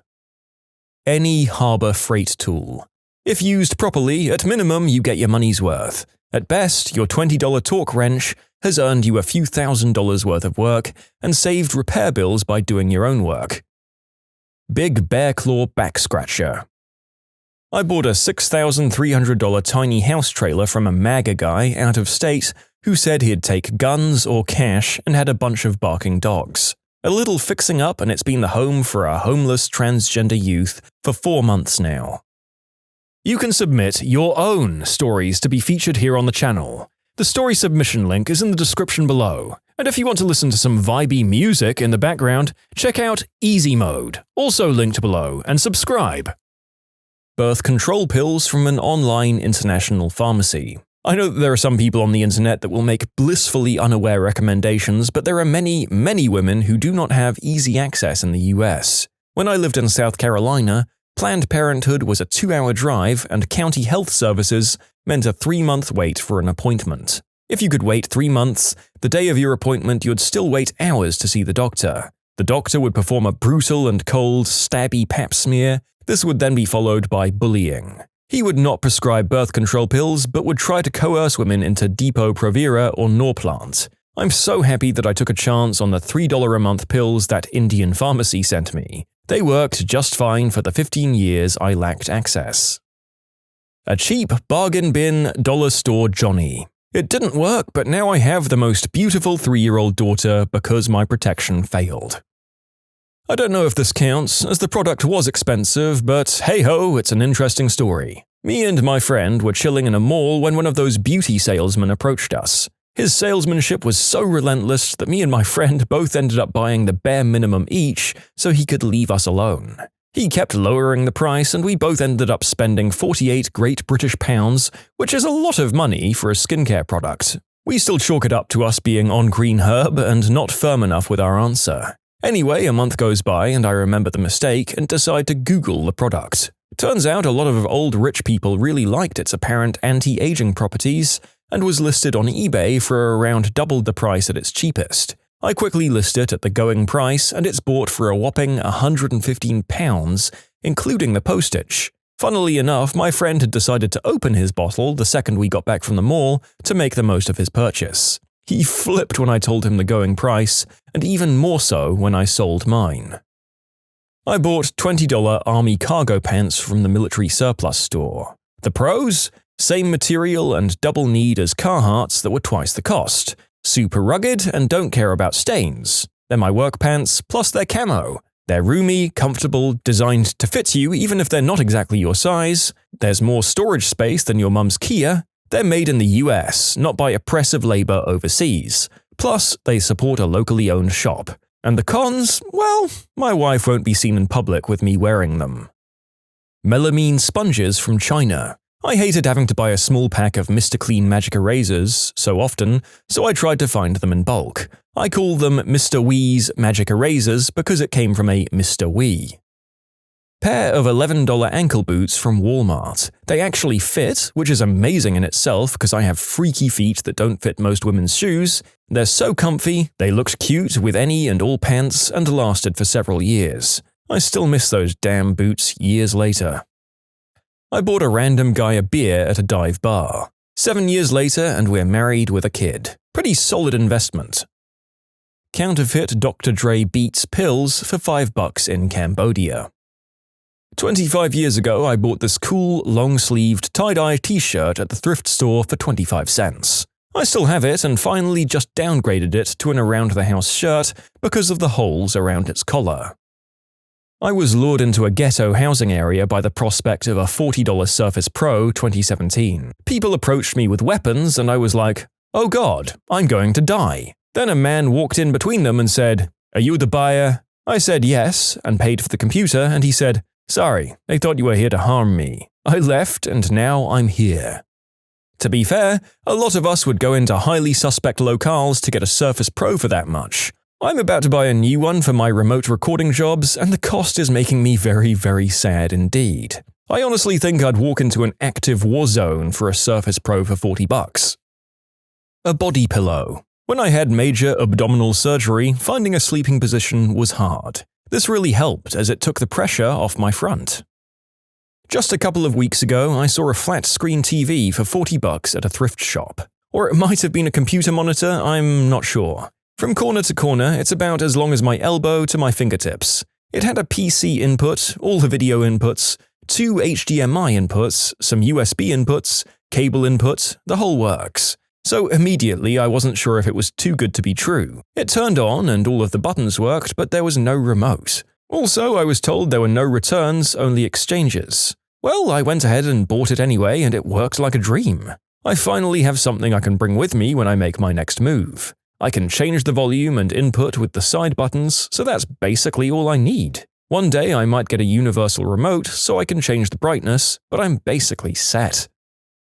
Probably about 15 years ago, I bought a Wichita State University t-shirt at a thrift store. No reason, no affiliation. Smash cut to now, I only ever wear a Wichita State t-shirt to bed. Never as an actual shirt, just to sleep in. 15 years and running. 75-cent rubber from the gas station. I bought a really cheap wallet phone case from Wish because I've had my wallet stolen twice. So I decided to fully embrace my grandmotherly qualities. I'm 21, and about 2 weeks into owning it, I noticed my phone in the actual case itself was starting to detach from the wallet part, and I was like, oh great, this is what I get for cheap.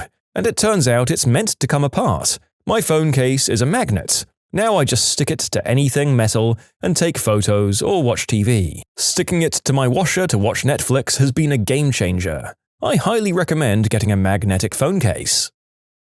A tour guide approached us outside the Vatican offering the best discounted Vatican tours. This guy was the definition of sketchy. But we were like, what the hell, when in Rome, pun intended. It was indeed a discounted tour and turned out to be a highlight of our trip to Rome. The tour guide was awesome and we skipped all of the lines to get right in. The substances from that festival I was at in 2015. 2 years ago, I bought a 1991 Ford F450 flatbed wrecker, commonly known as a rollback, for $4,000, from a group of crystal addicts in the deep south of Texas. The truck was easily worth $15,000. I was sincerely worried that on the way there I'd just end up getting mugged. Fortunately for me, everything turned up spades. There's no way in heck, as poor as I was back then, that I could ever hope to afford a new rollback wrecker. I now own a small auto transport business in Southern California, and I still drive that same old rollback wrecker to this day. I'm so glad that I gathered up my courage and did the deal, because it truly catapulted my life into a new beginning. I was able to move out of my 30-foot travel trailer into a no bullcrap concrete foundation brick-and-mortar house. Thank you so much, little rollback, for being the most reliable and best money-making truck I've ever had. I spent $11 for a pair of 10-foot phone charger cords on Amazon. I figured as often as I had to replace them, $11 wasn't bad for two. 3 years later, and I'm still using the first one. My puppy. We bought him from some sketchy dude on the southwest side of San Antonio, and the little guy was in rough shape. But now he's almost 8 months old and a whopping 92 pounds of muscle and loose skin. The vet said we had a very nice horse. I searched around for a vasectomy reversal. Everything looked to be $15,000 to $20,000. Finally found a guy in Rhode Island for less than $3,000. This guy was alone in an office in a strip mall. He took cash only, which was very sketchy to me. I was afraid I'd come to in a bathtub full of ice. That didn't happen, but even after the procedure I was certain it didn't work and maybe the guy was a quack or a scam. This was over 3 years ago and my wife and I couldn't get pregnant for some reason. I figured I knew the reason. Well, I was wrong. Turns out it was her the whole time and my surgery worked perfectly. After a few visits to a fertility clinic, we're now 26 weeks pregnant, with a baby boy due in November. Definitely a sketchy cheap buy that ended up being one of my best purchases. My sister bought this sus eyelash curler kit. You put some chemicals on it like they do in the salons and it keeps your lashes curled for about 4 to 6 weeks. She got it for $10 on Amazon and the crap worked. If you go to a salon, they charge at least $50. Zenny is a glasses frame online shop and at first I was skeptical by how cheap it was, but my god are the frames durable. 100 out of 10 would recommend. I built my own mattress. I was online shopping and I stumbled upon several mattress-in-a-box companies such as Purple or Casper. I noticed that they constantly had diagrams on their websites that showcased the different layers of foam they use to construct their mattresses. I simply went to a foam wholesaler and in the dimensions of a queen mattress, I ordered different types of foam: standard, soft, memory, eggshell, in varying thicknesses. I stacked them all up on top of one another and I've slept like a baby for the last 2 years. It cost me $300 as opposed to a similar mattress from an online site that would have cost hundreds more. 15 years ago, I was getting deployed for the first time. I wanted a backpack as a carry-on, but it had to be solid black. Went to a few places and ended up at Dick's Sporting Goods. I found exactly one bag that was solid black and it was perfect, but it didn't have a tag. Went to the register and the guy spent 10 minutes with 2 managers trying to figure out which bag it was so they could ring it up. They finally asked me, "Well, how much is it worth to you?" I replied that I needed it to deploy in the morning, so I'd pay whatever they wanted, and they charged me $10. It's a Kryptonics backpack that's no longer made now. I've taken it on 4 deployments, 3 TDYs, all over the country, and it made it through my BS and MS degrees. I'm now using it to pursue my PhD, and it's a bit ragged, but I love this darn bag. I've got this Kiwi brand knife, made in Thailand of course, for like $6. It was over 10 years ago when I lived in Melbourne, and that baby can still be sharpened into a razor. It's the best frickin' knife ever. You could cut silk with this thing. It's hacked through PVC, dismantled so many chickens, turned onions into confetti on the reg, and it still slices a tomato like it's a goddamn katana. What's the wildest level of passive aggression that you've ever seen? Me talking to a client. Listen, I can do this for you, but you're behind on your invoices. You really need to get caught up. Well, how much do I owe you? Well, including the last job, it's $1,500. Okay, well, I'm confident we can get that to you by the end of the week. 3 weeks later, hi, just following up to see where we are on that payment. No response from the client. 2 weeks later, they write to me. Hello, our site is down. Can you get it back up for us? I'm confident I can get it back up by the end of the week. Long time ago in my first managerial position, I had a boss who got angry at me for somewhat ridiculous reasons. I was trying to plan out a potential project with one of my staff members, and my boss overheard us. He assumed we were going to skip other work to get this request done, when, in fact, avoiding that was exactly why I was having the meeting. At any rate, he came in and absolutely dressed me down in front of my project guy. After shift change, I went to his office and he told me he didn't want me to make any decisions without running them past him first. So, for the next week, literally every decision I made, I paged him first. Like, can Tom take his break half an hour early? Or, could Sally have extra supplies? 1 week later, he blew up at my co-supervisor at a staff meeting saying, seriously, you all need to be able to make some decisions yourselves. So, my passive-aggressive response worked just fine. I live in a house with thin walls and squeaky floors. My housemate, whose room is across from mine, has always been active at night. That's when he practices his singing, makes phone calls, and stomps around the house, slamming the doors behind him.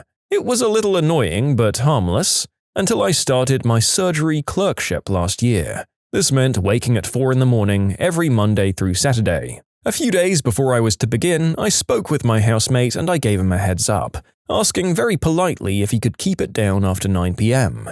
In return, I would be as quiet as possible in the morning and move my morning routine, like shower, lunch prep, etc., to the evening. He agreed, but didn't actually change anything. 3 weeks into my first week of surgery, after one too many instances of our bathroom's door being slammed too hard late at night, I decided to move my shower to 3:30 a.m.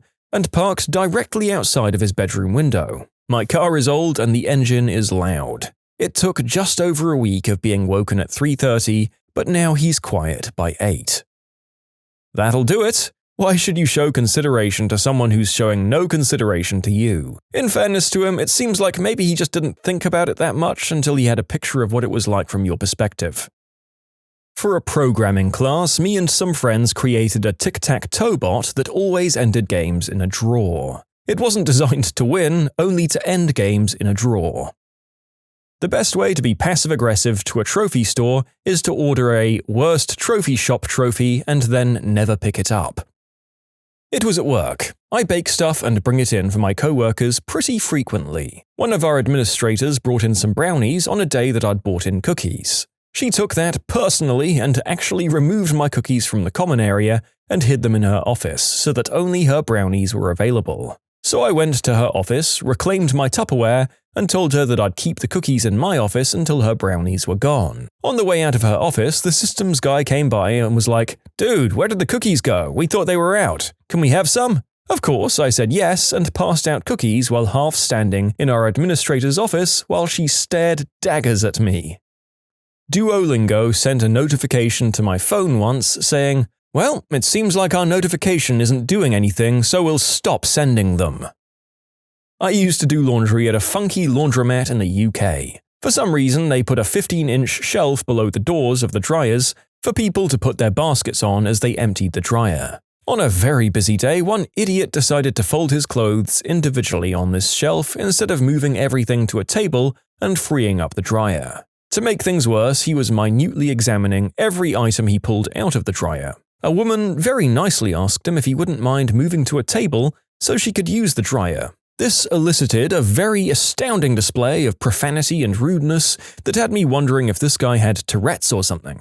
The lady realized she was dealing with an absolute jerk and backed off, rather disappointingly, I thought. She found another dryer and sat down again. A few minutes later, this idiot finishes his folding and is still blocking the dryer with all the folded stuff. He goes to get a rolling cart to take his stuff to the car. The lady sees her chance and grabs it, opens the dryer door, throws in all of his carefully folded stuff, and feeds the coin slot. The guy went ballistic when he came back, but somehow, nobody in the entire place had seen what happened. A couple of years, 2012 or something, I was in high school attending a computer science class. The exercises were so outdated that they stated we had to hand it in on a floppy disk. So I did. When I was still married, my ex's parents' Christmas gift to us one year was that they offered to pay for me to have a vasectomy. We hadn't discussed anything even broaching that subject with them.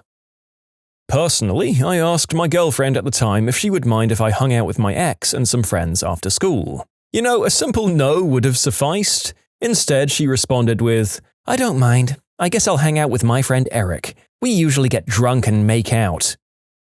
My high school chemistry teacher hated my friends and me. We started it all by being high school idiots, but we were going to finish it as well. My friend would often crumple up his lab sheet and then flatten it out before handing it in. After doing this a couple of times, she said he'd get a 0 the next time he did it. So after we finished our next lab, he asked to go to the bathroom. He took his sheet to the library, crumpled it up, flattened it out, and then photocopies it. Comes back and turns in the very flat but crumpled-looking piece of paper. Had a former co-worker that when writing his child support payment check to his ex-wife, he would address the envelope to his wife with her first name and then all 3 surnames of her various ex-husbands struck through before writing the surname of the current one. To note, the marriage didn't end well as he caught her cheating. Then she cheated on the next one and the next one. I was working the morning at the counter and we just opened the shop. Not even around 20 minutes had passed by and this older lady comes up to the counter with her granddaughter and shows me her old battery in her hand with an annoyed look on her face like I'd peed in her cereal. It was her old battery that she was just handing to me. Not from the store, she gave me no conversation, just stared into my soul. It was very surreal. I stared at her for a couple of seconds and she sighs, pauses and then says, "Batteries." I stared at her and with the politest tone I could muster, I tell her they're just to the front of the counter, around 2 steps away, and she starts looking at USB sticks. I say in my most polite and pleasant voice with as much bubbliness as I could muster, "Oh no, not there, just to the left," and she spots them. I tell her she's got it and continue my business. She grabs the battery she needs, but then pauses and dramatically says, "You know what? I'm not going to buy these. I'll go to another store that will have decent customer service who'll help me." And she storms out while her grandchild is staring at her like a confused Bambi. I said, "Okay, goodbye," as soon as she said that and she stormed out with her very confused granddaughter. There are harsher demons to care about in retail beyond a passive-aggressive woman who expected me to mind read and didn't politely ask for my help. Besides, it was 20 minutes after we opened. I wasn't awake enough to care. When I did sushi samples, I wouldn't tell the customer to have a great day if they were rude, just a good one. Now listen here. I know that we came here to do a video on passive aggression, but this outright hostility is just taking things a bit too far. How can we live in a world of such rampant spite? I think I need to sit down. My wife and I have been planning on going on a weekend-long couples retreat for 3 months. We lined up the babysitters, her parents and mine, set aside the necessary funds and waited in anticipation. The weekend finally comes, we drop off the kids at my folks' place because they're watching them for one night. They can't watch the kids for a second night because of a play my younger sister was involved in. There was also a storm happening at the same location our retreat was planned. My mother-in-law is a fearmonger and told us not to go because she feared for our safety. The place we were headed to got storms frequently, and occasionally there was a tree that fell over, but that's about it. Anyway, she really doesn't want us to go, but my wife and I need a break from the kids, so we say we're going anyways. She then calls my wife and spends a half hour on the phone crying to her, literally crying, about not going for fear of her child dying and leaving her grandchildren orphaned. Sunday evening, when we return, we find out that she had picked up the kids that day at noon, meaning she had left them at my parents' place the night before, so my mother wasn't able to go and watch her daughter perform in the play. We asked her why she backed out and she said she was too stressed to deal with the children. She bailed on watching her grandkids for a night because we went on a trip that she thought was too dangerous, causing issues with my parents. I was riding on the bus at 7 a.m. after a 3 p.m. to 6 a.m. double shift. Needless to say, I was tired as all hell. Now, this specific route tends to be very crowded in the mornings, but my work was near the start of it, so I'd always get a seat and then proceed to fall asleep in it. So this group of middle-aged women got up at the next stop and now the bus is full. So one of them stands next to me and says, "I guess there are no more gentlemen in this world." So I did what my half-asleep mind wanted and proceeded to say, "Oh, sorry, yes there are. I'm afraid seats are what we're short of." And I proceeded to fall back asleep. Yeah, that was an uncomfortable 45-minute ride home. You can submit your own stories to be featured here on the channel. The story submission link is in the description below. And if you want to listen to some vibey music in the background, check out easymode, also linked below, and subscribe. So I feel really bad about this now, but I was at a subway, sandwiches, not the underground train, and there was a bus of Chinese tourists in front of me in line. They took a while to order because they spoke mostly broken English, but they got through it. Now I walk up and I hear the subway lady mutter under her breath, "Great, another fricking chink." I'm also Asian, by the way. Now I understand that dealing with a bunch of tourists who ordered in broken English is hard, but this really set me off. I proceeded to order being the most indecisive I can while using the most broken English I can, adding in random ching chong and ling long and every other ridiculous rhyming iteration that I can and just proceed to waste her time. Now, when I finally get to the cashier, I have a sandwich which has been remade 3 times because the sandwich lady misunderstood me because of my bad English and piled high with every single topping and sauce. I go up to pay and then say in perfect English, "You know, racism really makes me lose my appetite. Keep the sandwich." And then I walked out nonchalantly, treasuring the look of pure rage on the subway lady's face. My name is Anthony. For 25 years, I've had to do the annoying task of just dealing with people assuming they may call me Tony. First time, no big deal. Just a quick correction and we're on with our days. The only pass I give is really old people because maybe the name reminds them of a grandchild they lost to polio or whatever. I don't know people's lives and I'm not trying to make people cry on their final days. Anyways, I had a teacher in high school that would constantly call me Tony, even after correcting her and sometimes on that same day. I started to just flat out ignore her Tony calls. One time she kept saying it until the entire class turned around to look at me to see why I was silent. I did the ironic look back behind me to look at the wall. Last day of class, when she finally started to call me Anthony, I signed my final paper, Tony. Frick you, Miss D. Back during my degree, I was doing an essay about typographical trends. My lecturer and I had a disagreement about something to do with another project, something about a display or something, I don't quite recall. I handed him the essay on time, but with each word successively in Arial, Helvetica, and Gill Sans. Drove him nuts. When I was in high school, we had an oil painting unit in our art class.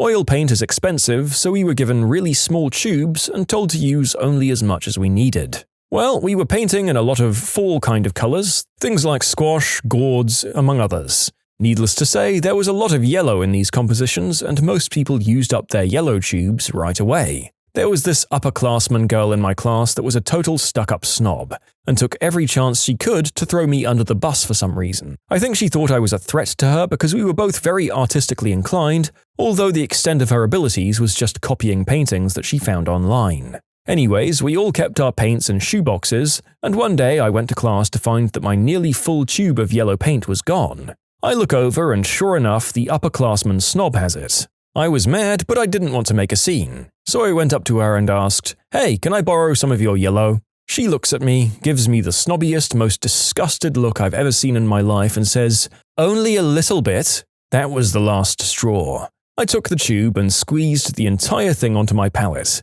It was oil paint, so I was able to keep it wet until I was done with it. A sign from a quality inn. Dear guests, due to the popularity of our guest room amenities, our housekeeping department now offers these items for sale. Alarm clocks, $25. Coffee maker, $50. hairdryer $45, with an ongoing list going all the way to towels, fridges, and bedsheets. Each guest room attendant is responsible for maintaining the guest room items. Should you decide to take these articles from your room instead of obtaining them from the executive housekeeper, we'll assume you approve a corresponding charge to your account. Thank you. Maybe a sad but necessary measure if your items are always being stolen. That's why the narrator only steals things from other people's rooms. The biggest one I've done? In high school, my English teacher hated Wikipedia with a passion, saying it's unreliable and anyone can edit it. So, for my research paper, I proved Wikipedia was a reliable source and not everyone can edit pages. She hated it so much and constantly asked me to write about something different. I had an English teacher I really disliked in high school. She was one of those grammar purists. I'm pretty sure if she knew that I used the singular word they, she'd yell. So she drank like 3 Pepsis a day and then one day decided to give up Pepsi to improve her health. So I came in with a bottle of Pepsi the next day and drank it nonchalantly during class. I don't even like Pepsi. At the mall, sitting in a chair waiting for someone, a woman with a cane walks up to the seating area and says to herself, "All the seats are taken, I'll just have to hope I don't fall down." Someone then offers her a seat, and 2 minutes later she says something about it being long enough and gets up and walks off again. Playing a martyr was apparently more important than sitting down. I used to shower at work. To cut down on hauling stuff back and forth, I bought a large shampoo container to work as well as a bar of soap. I placed the shampoo off in an unused corner out of the way of anyone else's stuff. A week later, the shampoo was almost completely gone, even though I'd only got to use it once. I left a note on the shampoo itself: "Don't use my shampoo, bring your own." A couple of days later, the shampoo was almost completely empty. So I tinkled in it. That's right, I went #1 in my shampoo bottle. I filled the bottle with my sweet wee-wee and then left it there. 2 days later, I found the bottle in one of the shower stalls. The top of it was off and it was lying on the shower floor on its side. I never knew who was using my shampoo, but I have a vision in my mind's eye of what happened when they used it the last time. When I was in college, I was in a group project called Capstone, where we built an entire enterprise network including host, branches, and servers, everything that we'd learned. Well, 2 people that I was supposed to be working with didn't do anything at all. I asked my instructor if I could be reassigned or work alone, to which he told me no. So I worked independently anyway. I made a network, but when it came time to present, I completely bombed it on purpose. I did no servers, I used basic DSL to the public internet for my only connection to the host, and used free DNS to do my DNS because I cheaped out on static IPs. I used static routing for everything. No switching, no port security, a complete bomb. My group project received a 15% on our capstone and caused my 2 group mates to fail out of the capstone project. That night, I emailed a PowerPoint presentation, project documentation and timeline, and 88-page technical document to my professor, as well as explaining the reason I did what I did. He told me that this would be unacceptable in the professional world and would get me fired, but he changed my individual grade to a 93%. Also, I work with one of the girls from my group now, and she's still answering end-user calls all day. I had a math teacher who I didn't like, so I did my homework in the top tiny square of the paper where the lines met, showing my work and everything just ridiculously tiny. In a choir I directed, we welcomed a new tenor who had a great voice and added perfectly to the ensemble. The tenor next to him, however, was jealous of the new singer's ability and said, "If I had a voice like yours, I wouldn't think to subject others to it in a choir, but would sing solo instead." My brother annoyed me, so I took all of his nice pens out of his backpack and left just one crappy number 3 pencil. I mean, that's a heartbreaking thing to happen in school. I remember the constant, brutal fight to keep one's pencils unstolen and having to steal them myself when the unthinkable happened. You took your brother from wealth to stationary poverty. A child's world turned upside down. I have a child with my ex-girlfriend. Long story, but the short version is I haven't been allowed to see my daughter since she was 3 weeks old. But I pay child support every week. My ex's name is Brittany, and she gets offended when people spell her name Brittany because That's how that skank Britney Spears spells her name. Guess how her child support checks are filled out every single week for the last 13 years. My high school biology teacher would always give us homework sheets to fill in and hand back. I always folded it and put it back in my pocket, and she would always complain to me that my work was too creased. Being the lovely student that I was, I learned origami, and when I next handed in homework, it was in the shape of an X-Wing fighter. Freshman year of college, I had to take one of those Introduction to College courses, aka a waste of time I could be using to actually learn something. The professor was a Jewish lady and mocked our accents. Most of the campus was in-state students from Kentucky. She was a total witch. Towards the end of the semester, we had to write a paper on someone we looked up to for standing by their beliefs. Obligatory leader of the Third Reich paper. I hated that woman and she hated me. Received a 100% on it. I'm not sure which one was more passive-aggressive, my Nazi paper or the actual smiley she put on the paper itself. As someone who is British, this really shocked me. But once I saw a person tut and roll their eyes. Outrageous! When you subscribe, make sure to hit the bell to turn on notifications. Put the playlist on in the background to finish listening to all the stories, or if you want some vibey music to put on in the background, check out easymode. If you like Am I the Genius, give Am I the Jerk a shot. Everything linked in the description.